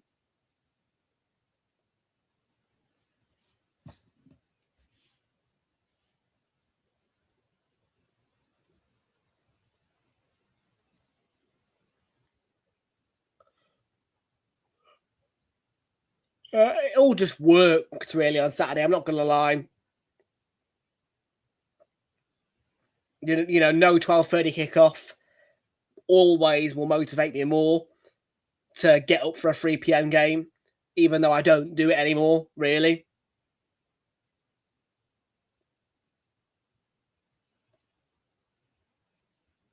If there was a Saturday lunchtime game, I would have been not.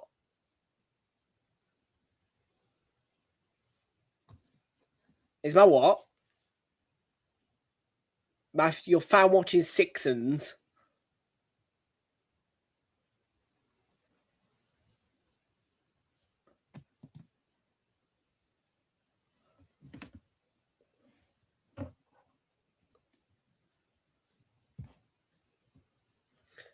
Oh, does that start on Thursday? My grandmother will be. My grandmother will be.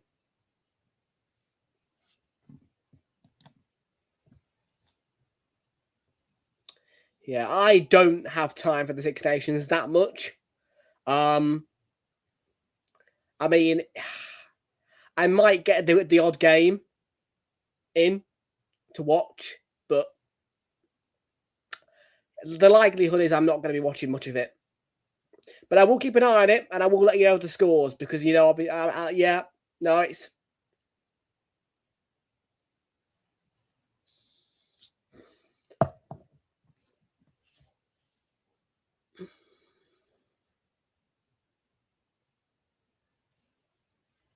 But yeah, I don't think now, guys. Like I say, I don't think I'm going to be doing Friday. I know I said to you yesterday, well, on Saturday or today, that I would be doing Leeds Forest, but like I say, it is my birthday week, I should say. And so birthday celebrations, I've got more than one to do. And like I say, Wednesday, my actual birthday, I'm here. That's a day lost. Thursday, I'm doing with my mum. And Friday, I've got another celebration to do as well. So yeah, the likelihood is after Wednesday, my actual birthday, you will see me next on Sunday.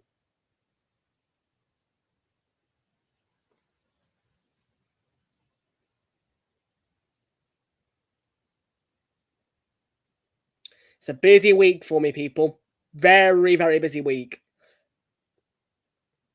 Because like I say, 2 matches at the Emirates, my actual birthday, 2 different birthday celebrations.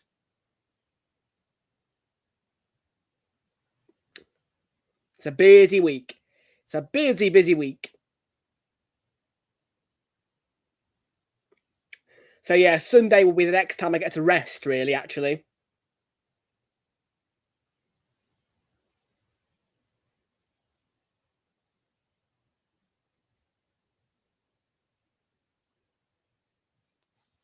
If I enter the phone.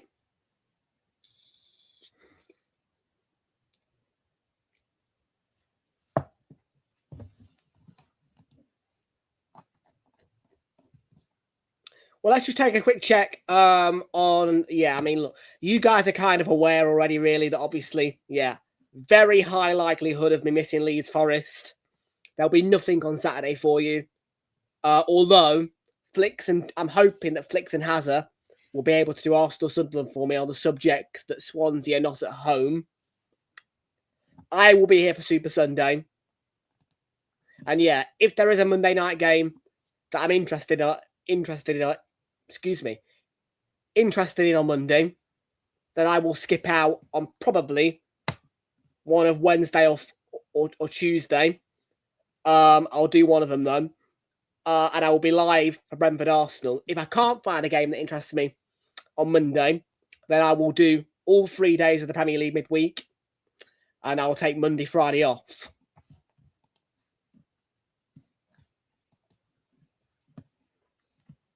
And yeah, obviously, you all know that for the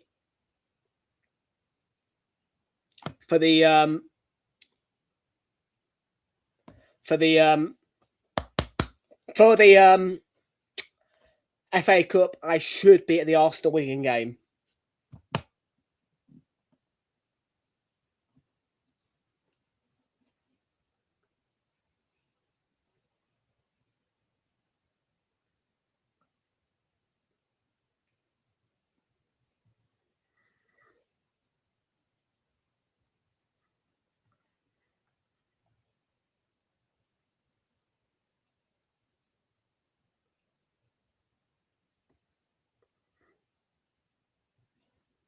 Yeah, as well. The weekend after the FA Cup will be the 21st of February commencing. And yeah, again, there is no half-12 kickoff.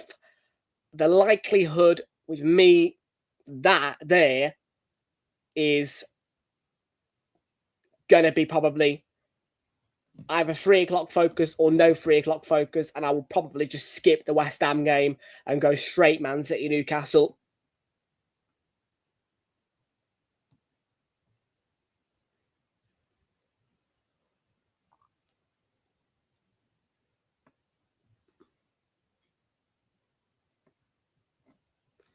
And that weekend is also the North London Derby weekend. And without question, we'll be doing the Forest Liverpool game beforehand as well at 2 o'clock.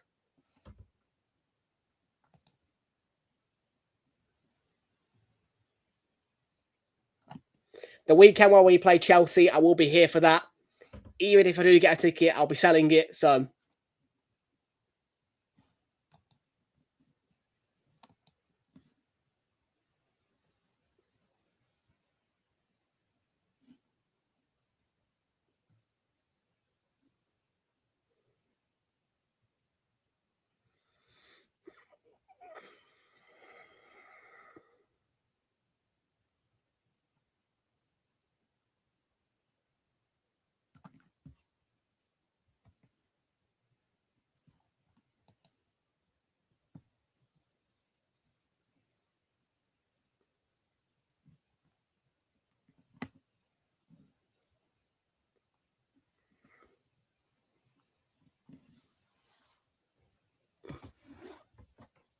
oh, chance.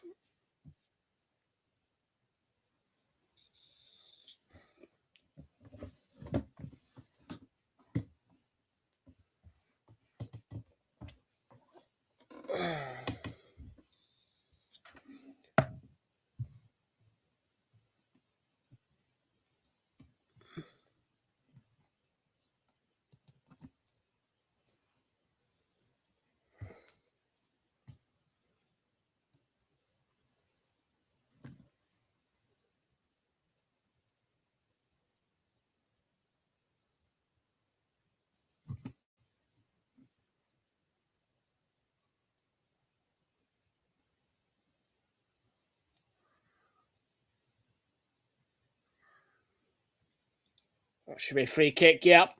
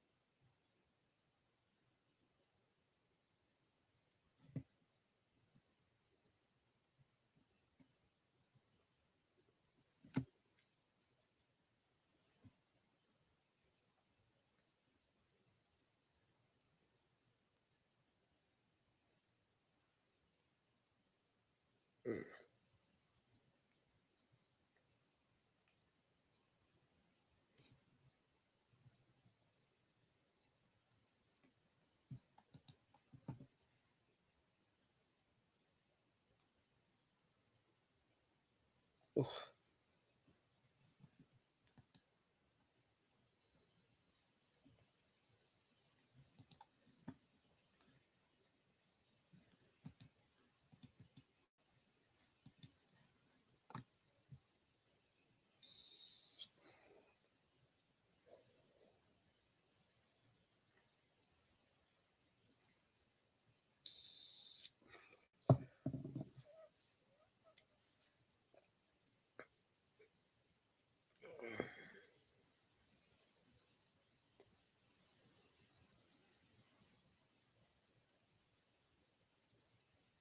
So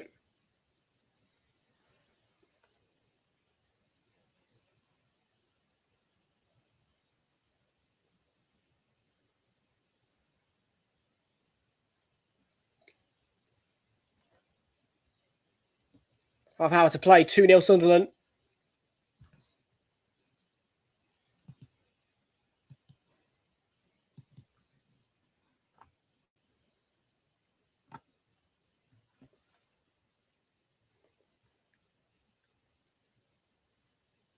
Here's Trey Hume.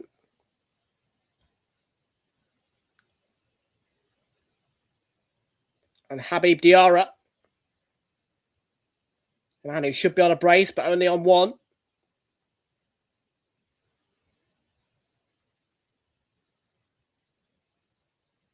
So now it's our ball. And Alderete. To Realltom. Realltom looking to shoot and digs it out, but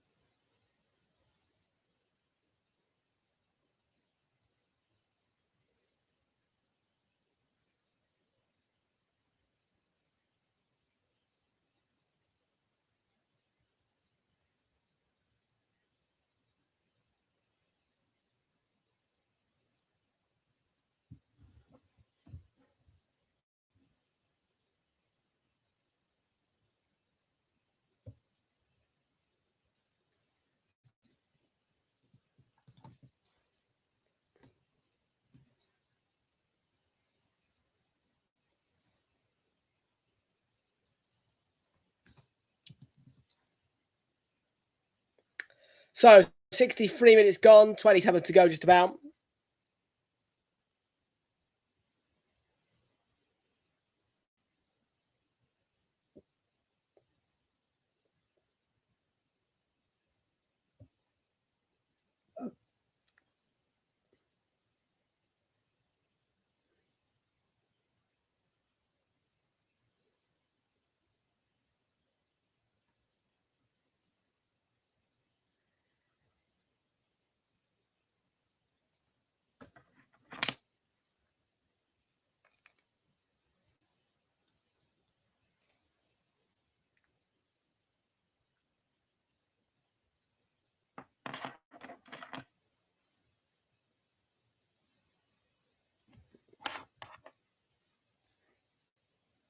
Diarra chance on the turn. Robbie saved and followed up. No. By Mukiele.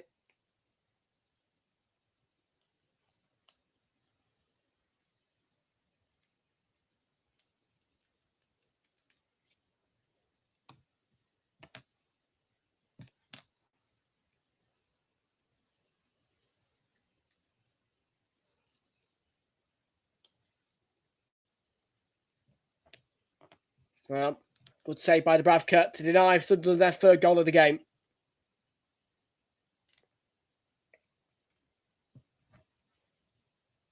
And Sunderland are threatening their third goal of the game. Burnley, in an attacking sense, really tonight have been fairly toothless.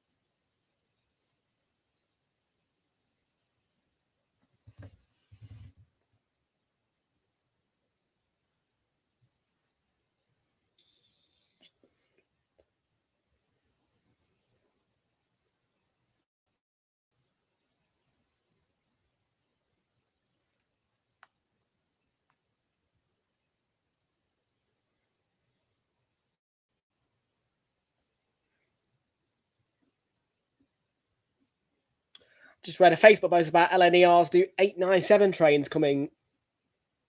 And yeah, I need a toothpick because my phone's charging point needs a clear, I can tell.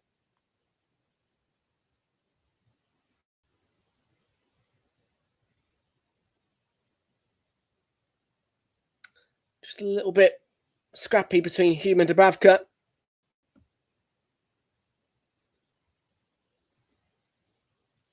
There.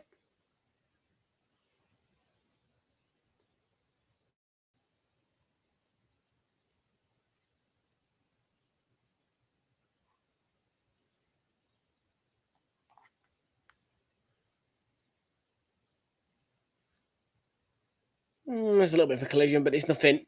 Yeah. Trey Hume. There's nothing really wrong. Dubravka not happy.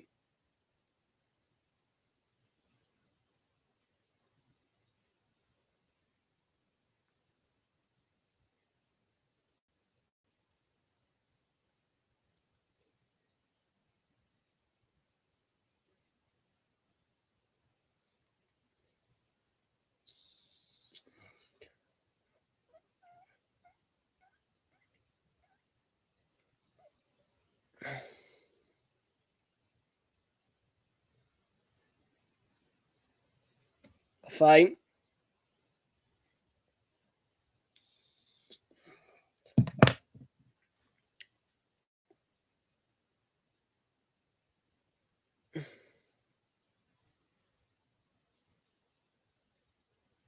Yeah, the new nickname, by the way, for these 8, 9, 7 trains for LNER, just to get you aware of it, is Serenza. So Azuma and Serenza. The most recent nicknames given to trains have been Aurora for the EMR 810s. Avanti West Coast's latest edition, which was of 800s, were called Eviron.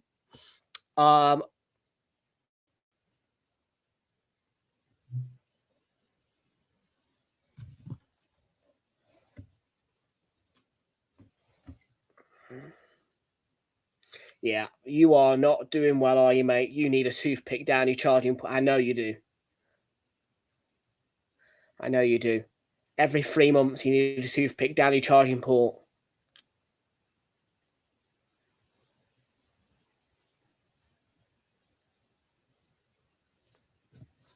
Wednesday, the 4th of Feb. I'm celebrating myself on the 5th. With, like I say, think.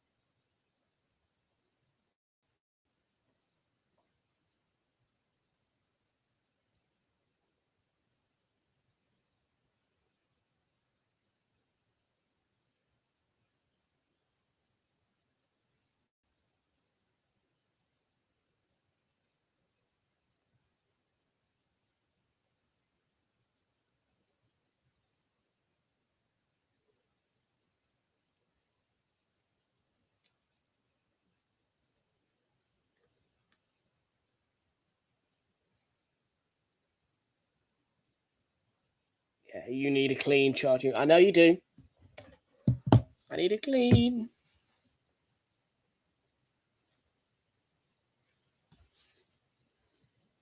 That's what he's telling me. I need a clean. You'll get one.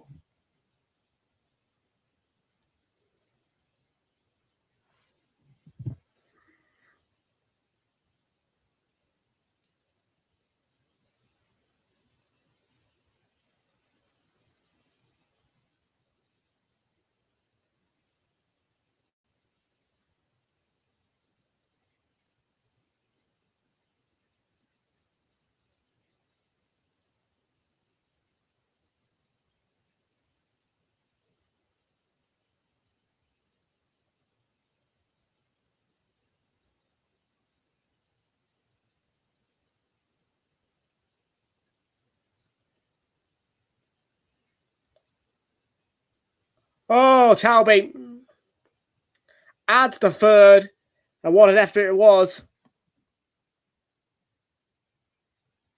to get the third goal.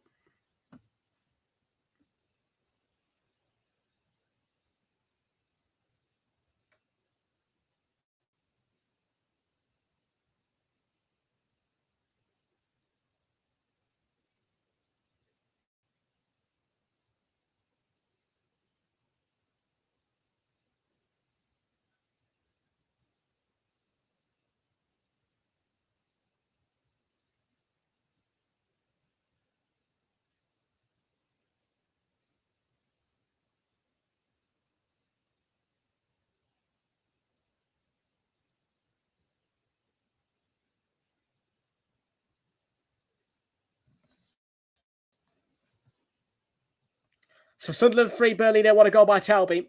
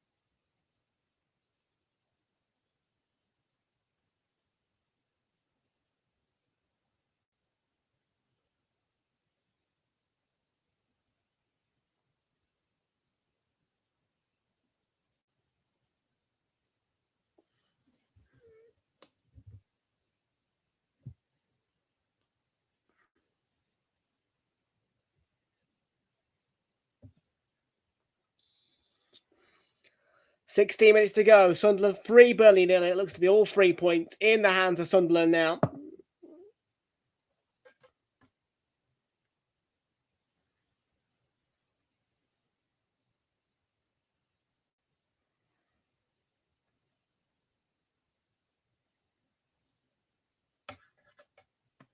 It's been a great dark night for the Black Cats.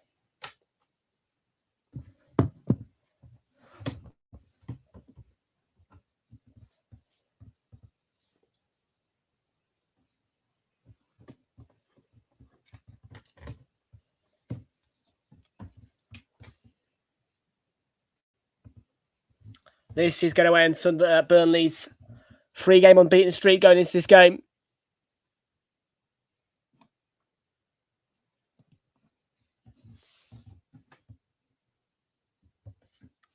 Sunderland away was always going to be a difficult task. No matter the form that Sunderland were in previous in away games.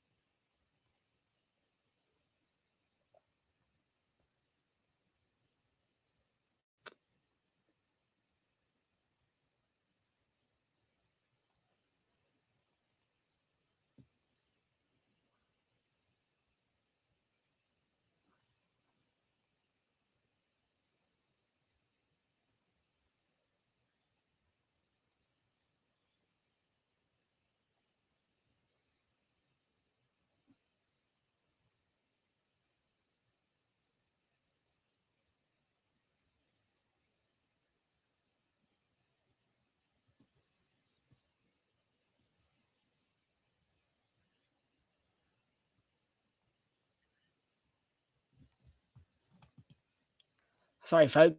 Chat, I'm just being texted. Ryan Henderson 7, how are you doing? Good to see you there, and welcome aboard to you.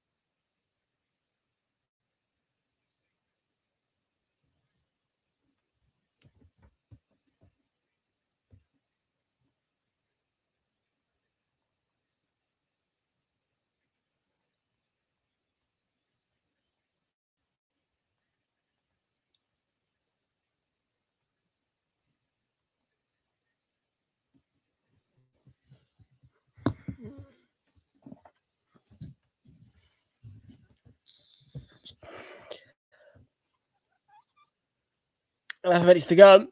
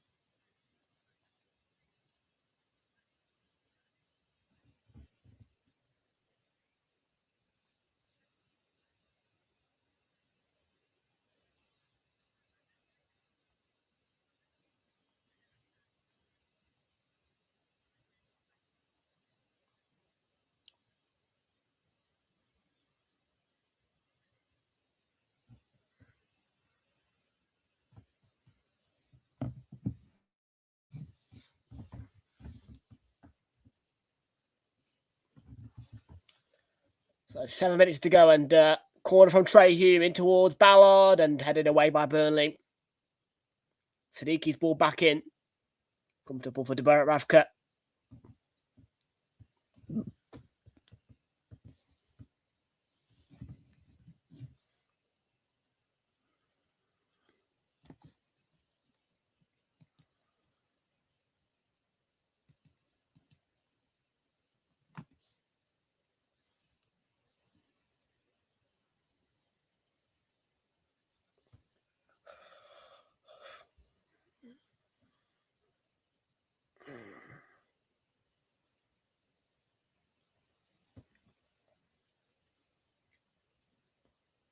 Plenty of possessions, Burnley, but like I say, toothless on attack tonight.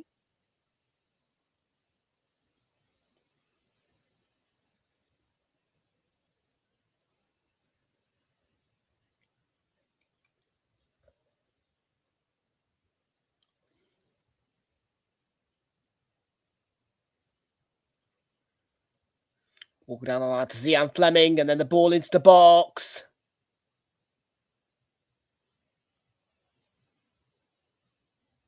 Forward by Stev, and comfortably using the ball. And Enzo Lefebvre pumps it forward for Sunderland. Is it always up there?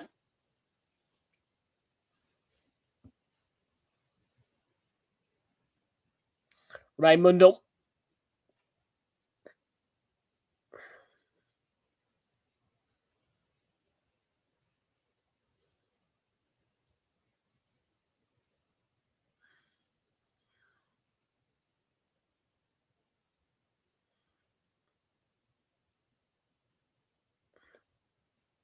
Sunderland manages the game quite well.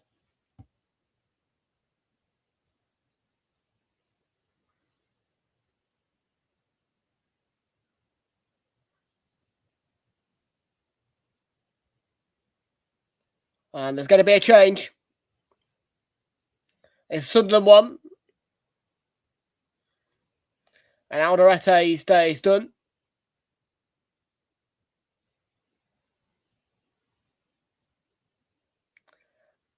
And on to replace him.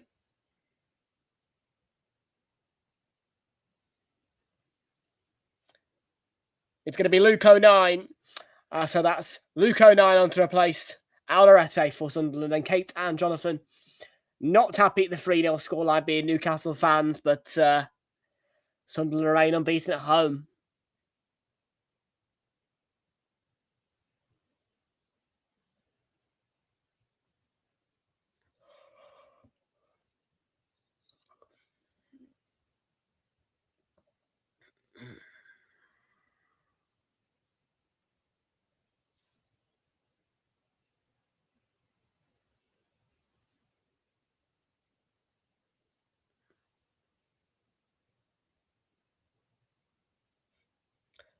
Final 3 minutes and 30 seconds of the match here. And it is fair to say that Burnley, yes, had more of the ball. Yes, they're chasing the game, but Sunderland are just sitting back and managing their way through to a win. A win in which feels in the bag for the home team against a team who have been unbeaten in the last 3 games, picking up 3 draws in 3.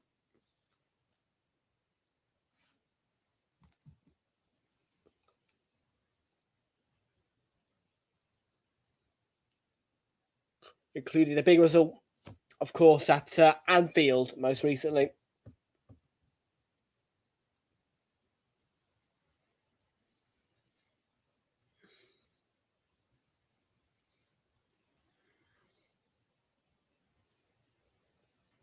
Good work by Mundell to bring it away.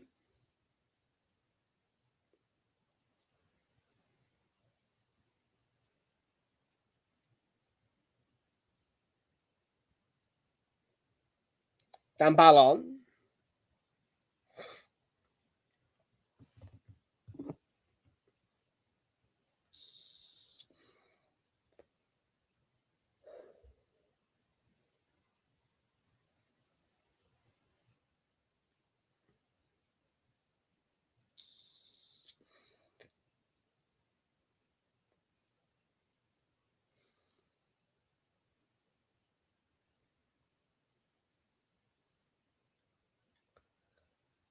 Here's Kyle Walker for Burnley.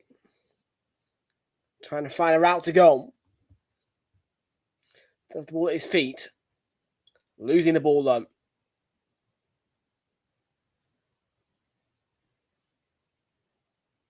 Sadiq trying to skip through. Out for a from. And into the last 90 seconds of the 90.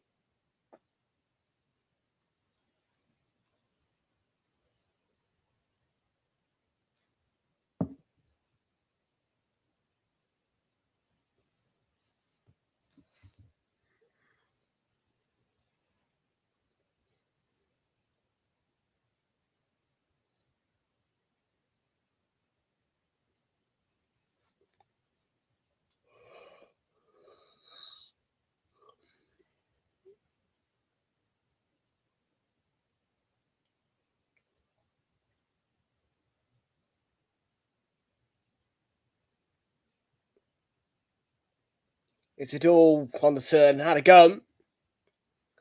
Straight at Dubravka.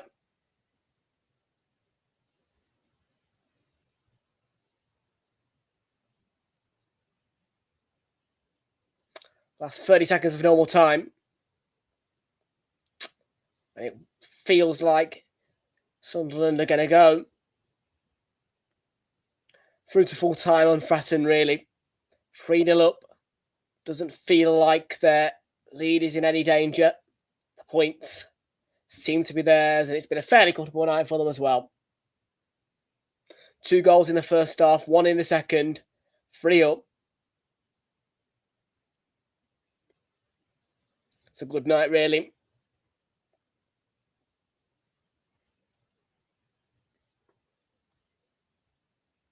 Minimum of 4 minutes at a time. 4 minutes at a time at the end of the game. 4 minutes.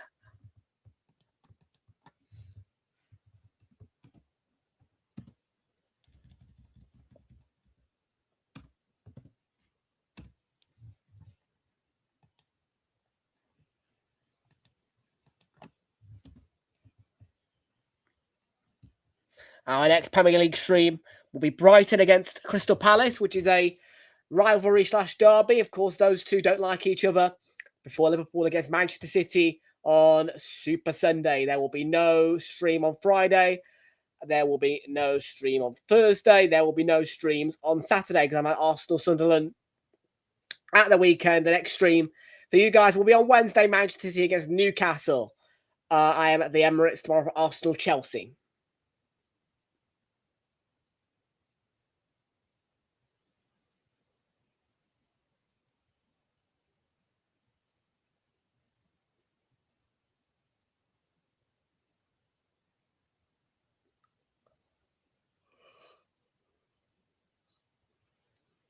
And Habib Diarra, yeah, his first half was fantastic, man of the match. He's been giving it.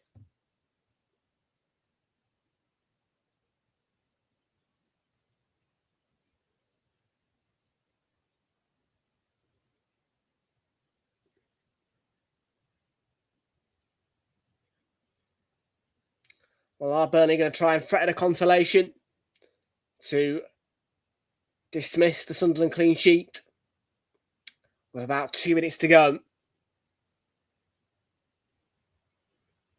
It will be a throw-in.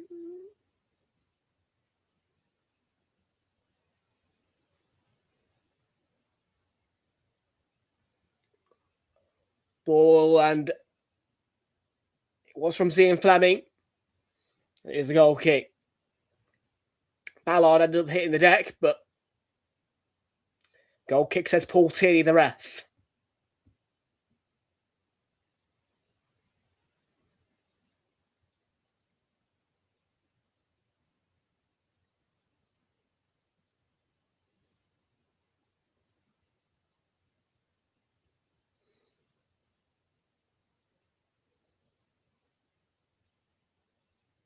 Last minute and 20 seconds.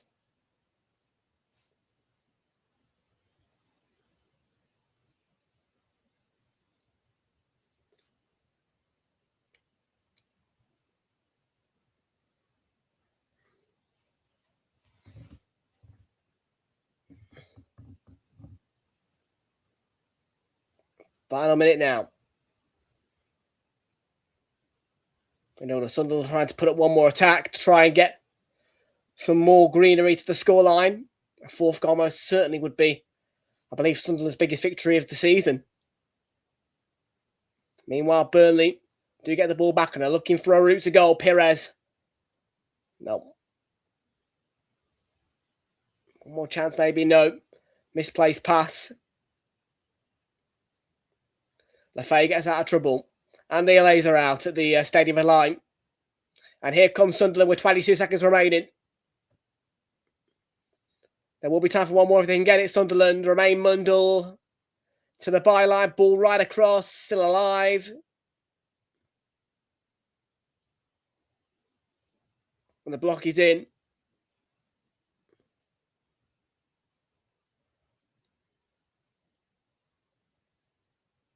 And the result is in. The final whistle goes on Paul Tierney on a comfortable night for Sunderland as they beat Burnley by 3 goals still. They weren't the comfortable side in terms of possession, but they've been comfortable in the sense of Burnley barely threatening their goal, and the final score at Stadium of Light is a comfortable Sunderland 3, Burnley 0 scoreline. The 3 points in the bag without much threat from Burnley tonight for Sunderland. Final score once again is Sunderland 3, Burnley 0, and we will see you all back here on Wednesday for the Carabao Cup, which is in its final stages of the semi-finals. The second legs include Arsenal, Chelsea, and Manchester City against Newcastle, which is your next watch along with me live on Realltom Football.